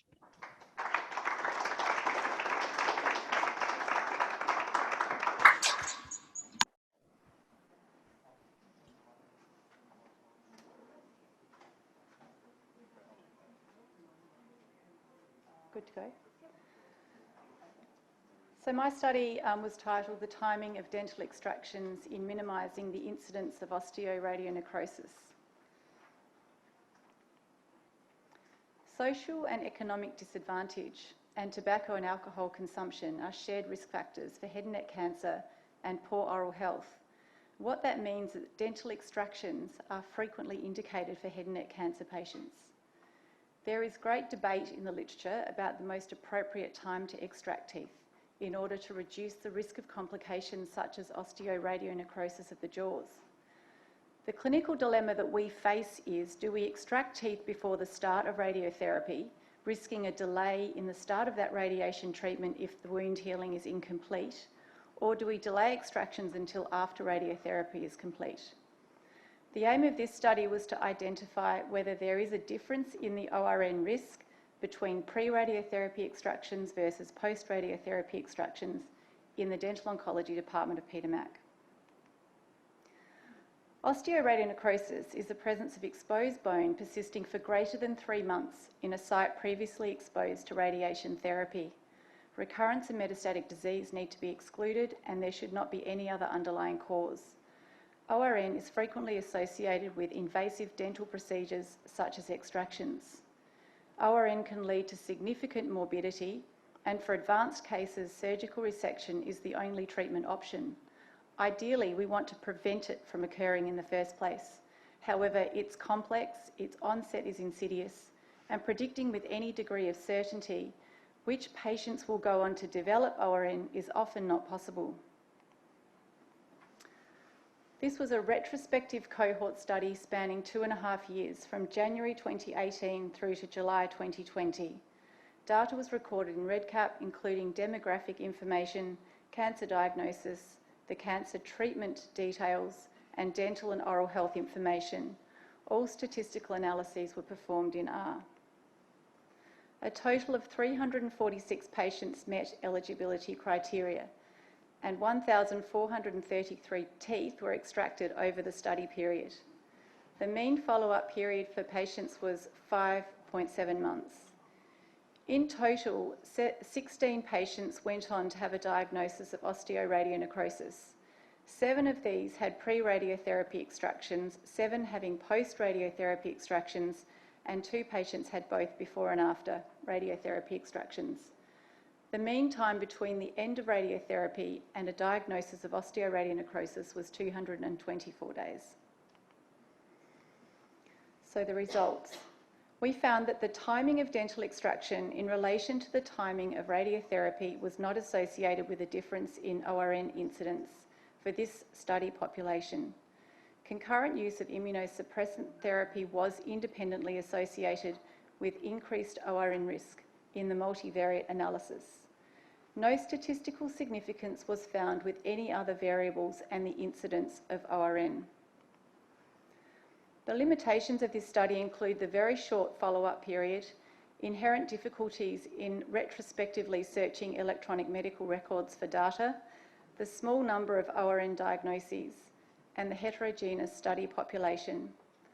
Selection and confounding bias exists due to the shared risk factors for head and neck cancers, oral disease, and osteoradionecrosis. Bias due to missing data is likely, as some of these patients may develop ORN many months or years after being discharged from our department. So this study showed that ORN risk is independent of the timing of dental extractions in relation to radiotherapy timing for this patient cohort. These findings help inform clinical practice in regards to dental treatment planning for head and neck cancer patients undergoing radiotherapy who also need teeth extracted. For our patients, this means fewer appointments, less stress and anxiety in the lead up to commencing radiotherapy. For clinicians, this means avoiding unwanted delays to the start of radiotherapy if wound healing from the dental procedure is compromised. In conclusion, prospective cohort studies of a larger sample size with longer follow-up is recommended to further analyse the multifactorial risks associated with osteoradionecrosis and its prevention to better predict which patients are at greatest risk. Thank you.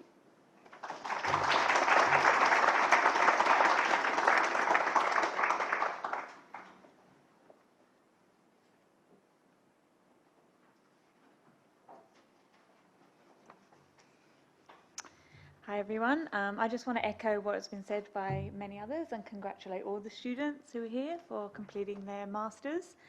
I'm here to introduce the session of bench to bedside research. So one of the great strengths of the VCCC Alliance is the broad scope of member institutes. including not just hospitals, but also medical research institutes. And all performing world-class basic preclinical cancer research. Fundamental cancer research is crucial to our understanding of the molecular basis of the disease and therapy, and does eventually lead on to patients. So I'm here to introduce one of the students I supervised, Ritika, who undertook a 100% lab-based research project. Her research was conducted at the Murdoch Children's Research Institute in Andrew Elephanti's lab, supervised by Andrew and Elizabeth, and involved investigating the role of retinoids in the in vitro differentiation of hematopoietic stem cells. I'm very pleased to report that Ritika's hard work and research has continued beyond the master's project, and she's about to begin her PhD on the same topic, so I will let her tell you all about it.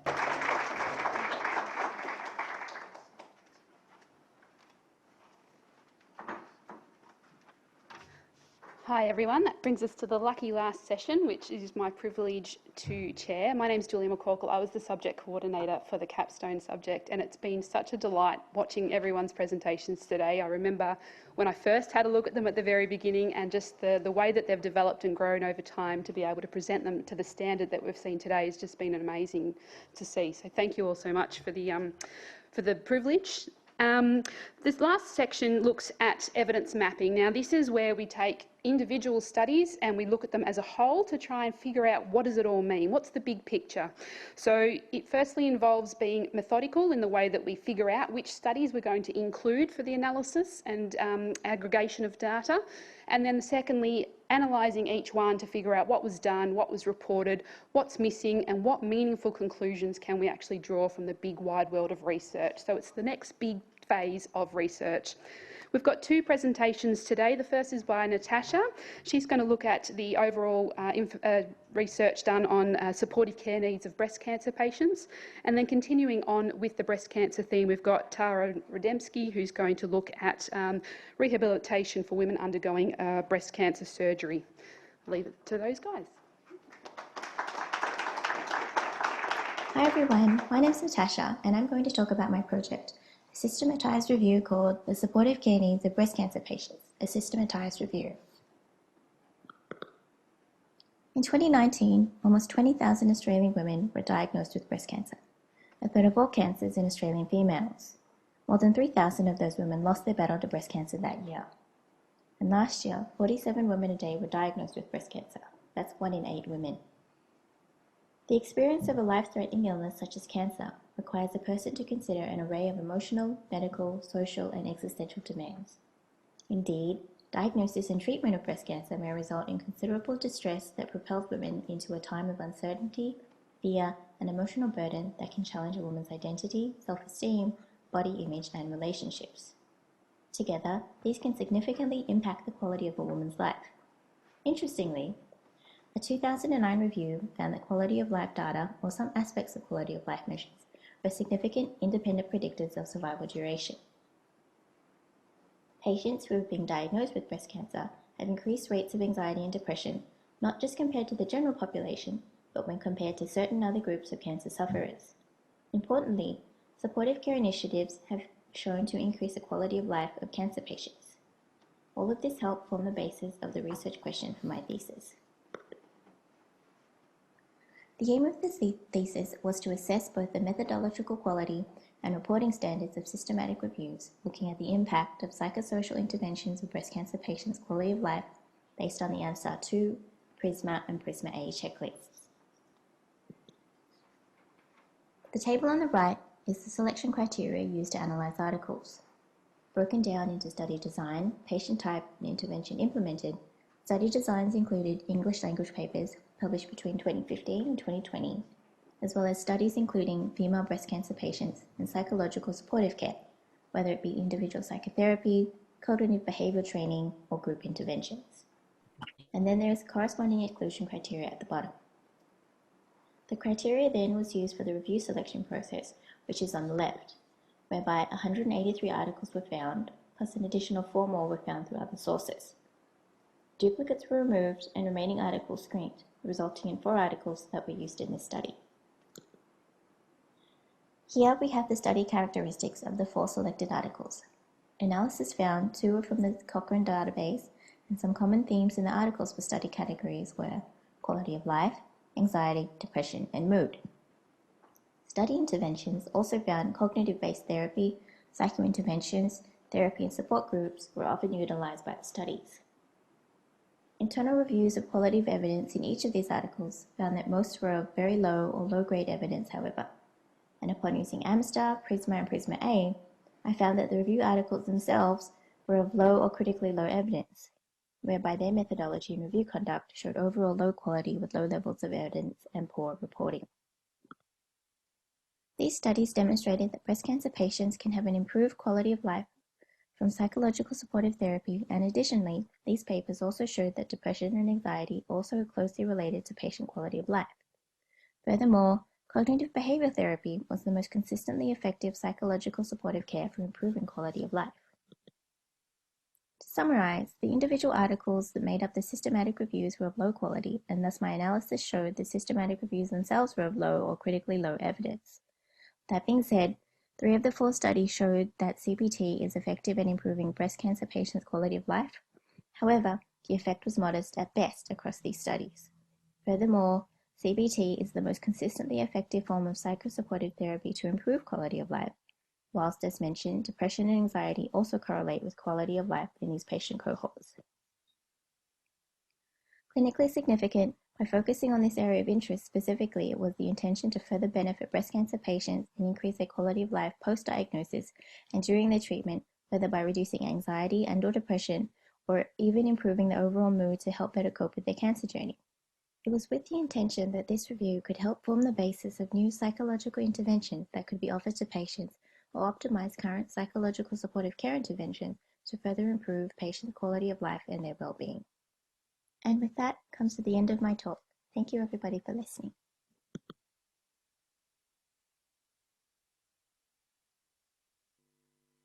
Okay, good afternoon, and I'd like to acknowledge the support of my supervisors, Daniel, Zoe and Ria, who assisted in this project. Breast cancer is the most common cancer affecting Australian women. Surgery is the primary management approach, and over the last 40 years, breast surgery techniques have advanced, while sentinel lymph node biopsy is commonly used and radical mastectomy is rare. Oh, sorry. That's okay. Luckily enough, we're running very well to time, so you've got the ability to get it right. There we go. Yep. Thank you. Okay, hopefully you can see them now. All right, so to prevent shoulder impairments in women undergoing breast cancer surgery, physiotherapists have historically provided delayed and restricted range of movement exercises or delayed ROM programs. And this was designed to reduce the risk of wound complications, but the evidence for this is based on studies from the 1970s and 80s when invasive surgeries were the norm. As survival is improving, issues related to survivorship such as upper limb physical impairments and quality of life are a growing concern. And 10 years after breast cancer surgery, up to 65% of women report one or more impairments of the upper limb that affects their daily life.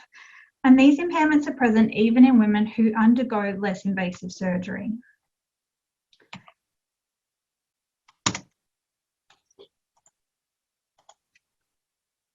So now that less invasive surgical techniques are more prevalent, early unrestricted range of movement programs, or early ROM, may be more effective in reducing upper limb impairments after surgery with fewer negative wound outcomes.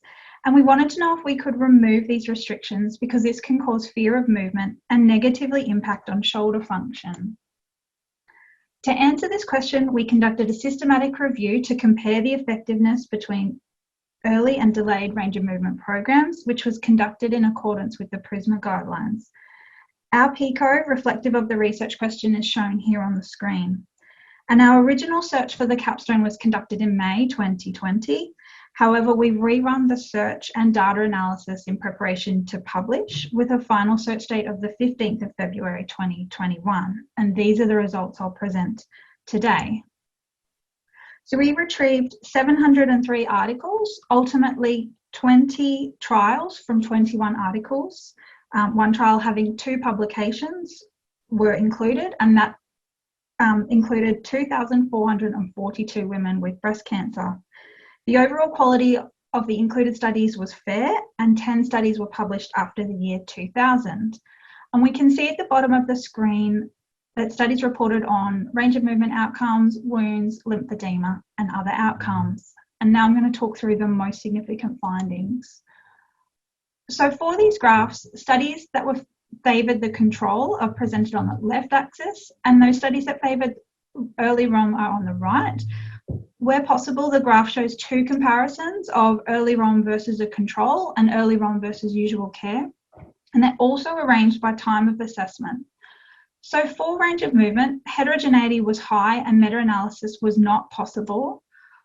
For flexion, there was a trend towards improved ROM in the early ROM group, and there was a similar result for external rotation.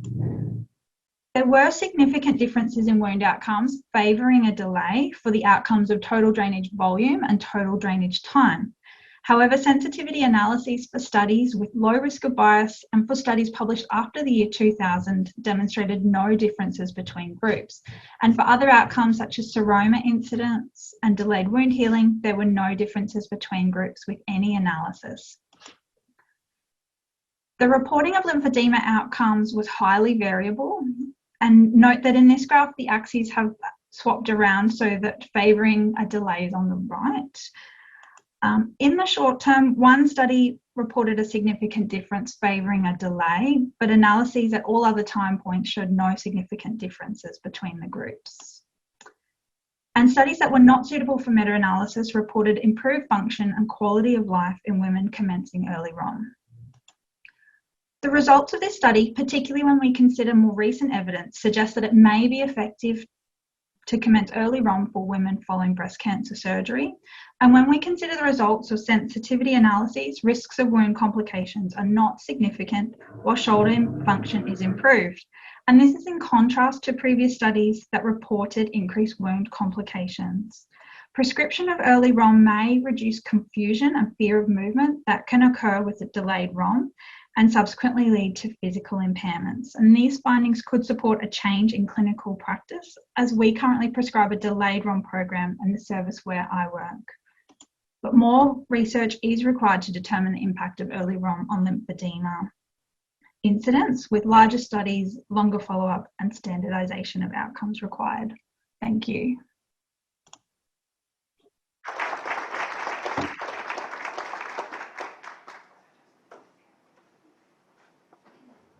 Thank you. So, fantastic selection of presentations. Really excited to have heard all of those. From where I sit within the course, you actually don't all get to see every individual thing that happens, and so it's actually great to see how some of those projects, which maybe I've touched or been able to view at certain points along the way, have come to fruition. They're amazing, frankly, and if I was completely honest with you, that when we came up with the concept of the masters and the research capstone being only a small portion of it, 6 months at the end of it, we wouldn't really have been able to imagine the sorts of studies that people have managed to do in that time. So a really huge congratulations to all of you, and thank you so much for being able to present them today. Now, there's a couple of different things that we're going to do now. This is not, in theory, a graduation ceremony. The University of Melbourne graduation ceremonies do happen independently and separate to us, but due to COVID, etc., then the likelihood is the majority of you will never attend a graduation ceremony, which is one of the other reasons why we felt today was so important. So, so this is your de facto graduation. And in a COVID world, I hadn't entirely thought it through. I'm not sure whether there's handshakes involved. I think that we're going to be, yeah. So even so, and in addition, we have a few different awards to give out. So we have the judges who've quickly made an exit about best presentation today to convene. In addition, we have tabulated results and no sort of across the duration of the degree who's our ducks and scored the highest across all of the domains. But I guess I'm going to just have a few comments first about some of the takeaways that I've seen today. So the first is, and it was a really interesting thought, so Simon Bell turned around to me very early in the presentations and commented that you can really make and do impactful research with strong implications for the field with little time, and all you need is the drive to do it. Like some of the projects here, I mean, on one hand, we always look up and we say, we look at these professors of medicine and you see people handing out grants of millions of dollars and you think, the only way I can possibly make an impact in this world of cancer research is by being one of these people, and it's actually not true. Some of these things which have been produced today, you know, we've already heard about how there's a number of publications, some which have been accepted already and others which are in train. And all of those are individually making a difference. They're contributing to the knowledge, and it's only by very small increments that we make these progresses in cancer. The other thing that I comment is that, you know, the transition to online is occurring in front of our eyes.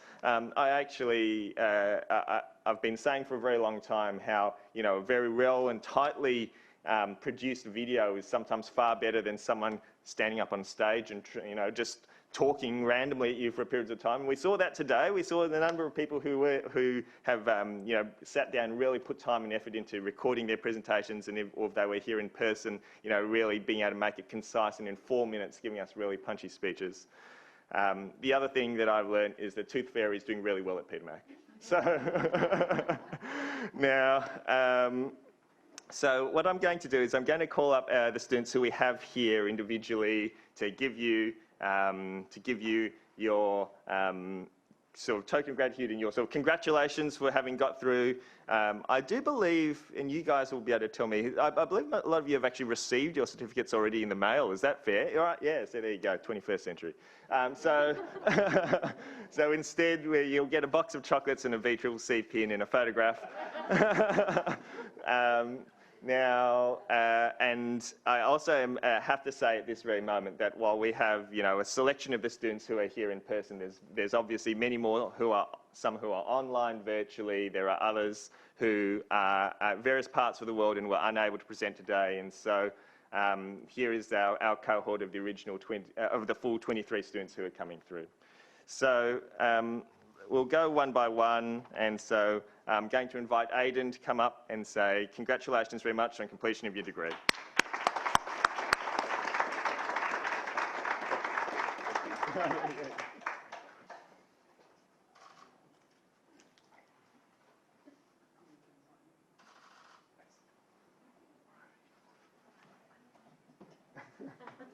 Yeah, COVID safe, COVID safe.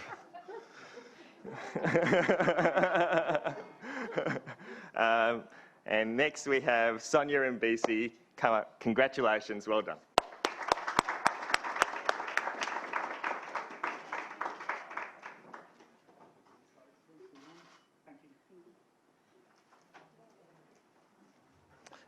Farah Mian.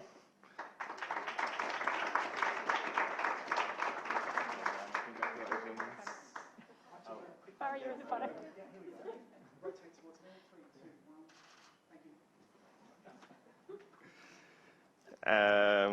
Who's we? Shahara Mendes.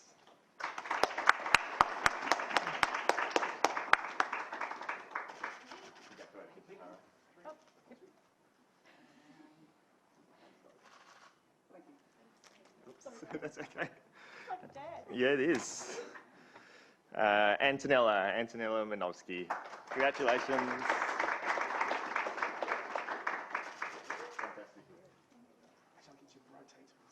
Here we go, 3, 2, 1. Thank you. Sophie Beaumont.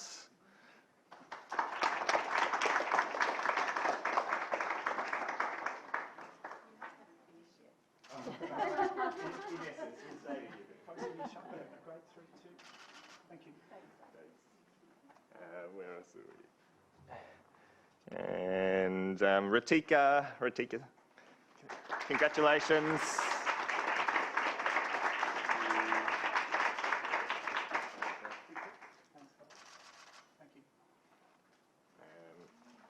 And do we still have Natasha? I know she was here earlier, but I think she's ducked out. Natasha? No. Anybody else I've forgotten? Anyone else is here? No. We've got some chocolate.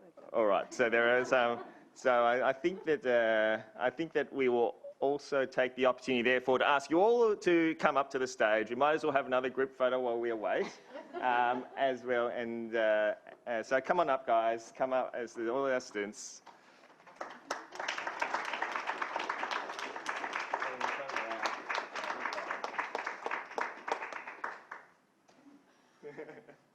Get in yourself. Just overlap a little bit. Remember what we did before with the tallies in the back and between the shoulders? Yeah, so Okay, here we go. A little bit closer if you can, just 1.5 millimetres. Let me check it. And again, 3, 2, 1. Thanks, folks. Thank you.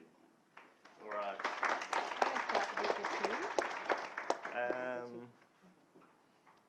think we might need to do them all together. All right, so I guess while we're waiting for the judges panel, I'm not certain how far away they are. We did try to so relax, take a couple of minutes, and we'll just do the final couple of presentations in a moment. Thank you again for everybody who has come and contributed throughout the time of the degree.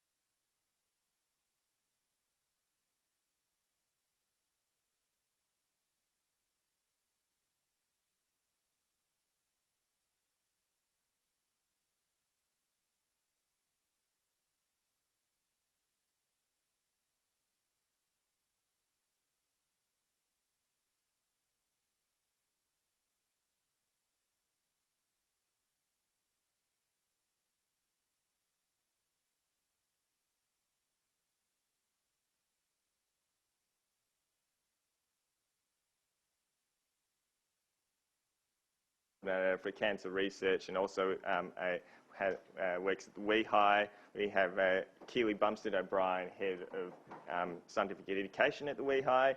George Kisoglu, who's our consumer representative and very active throughout the community here. And also Fred Holland, who's the Deputy Head of Clinical Pathology and Head of Education within the University of Melbourne, who has participated online. So thank you very much to all of the judges for being involved. Now, so we have 3 awards to give, and I'll hand over to Southna to be able to announce these. Yeah, sure. So we're going to start with the ducks of the cohort, and that goes to Shihara Mendes.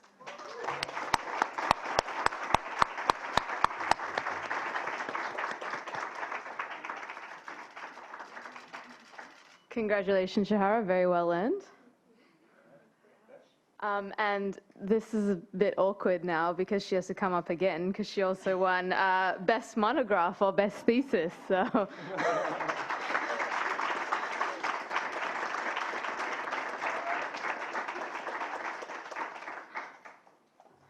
And it was a very close contest. After much deliberation, we have the Oscar Award. And best presentation of the day goes to Ella Ragus. But she's not here. She's in Queensland. So we're going to have to... I am online. I am listening in. Congratulations. Thank you. Thank you so much. I'm just in the car, so I'm really sorry. But thank you so much. Well done. And yes, a true virtual, 21st century ceremony it has been. So that draws us to the end of the official procedures. Thank you all for coming today.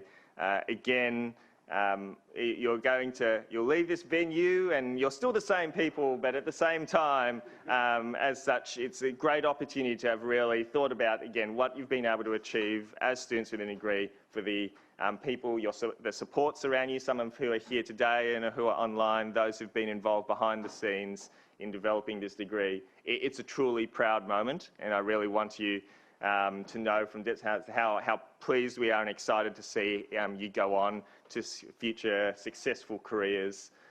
So with that, I'm going to draw this event to a close, mention the many, many contributors who've helped throughout the process to get us here today, and thank you again from the Master of Cancer Science team.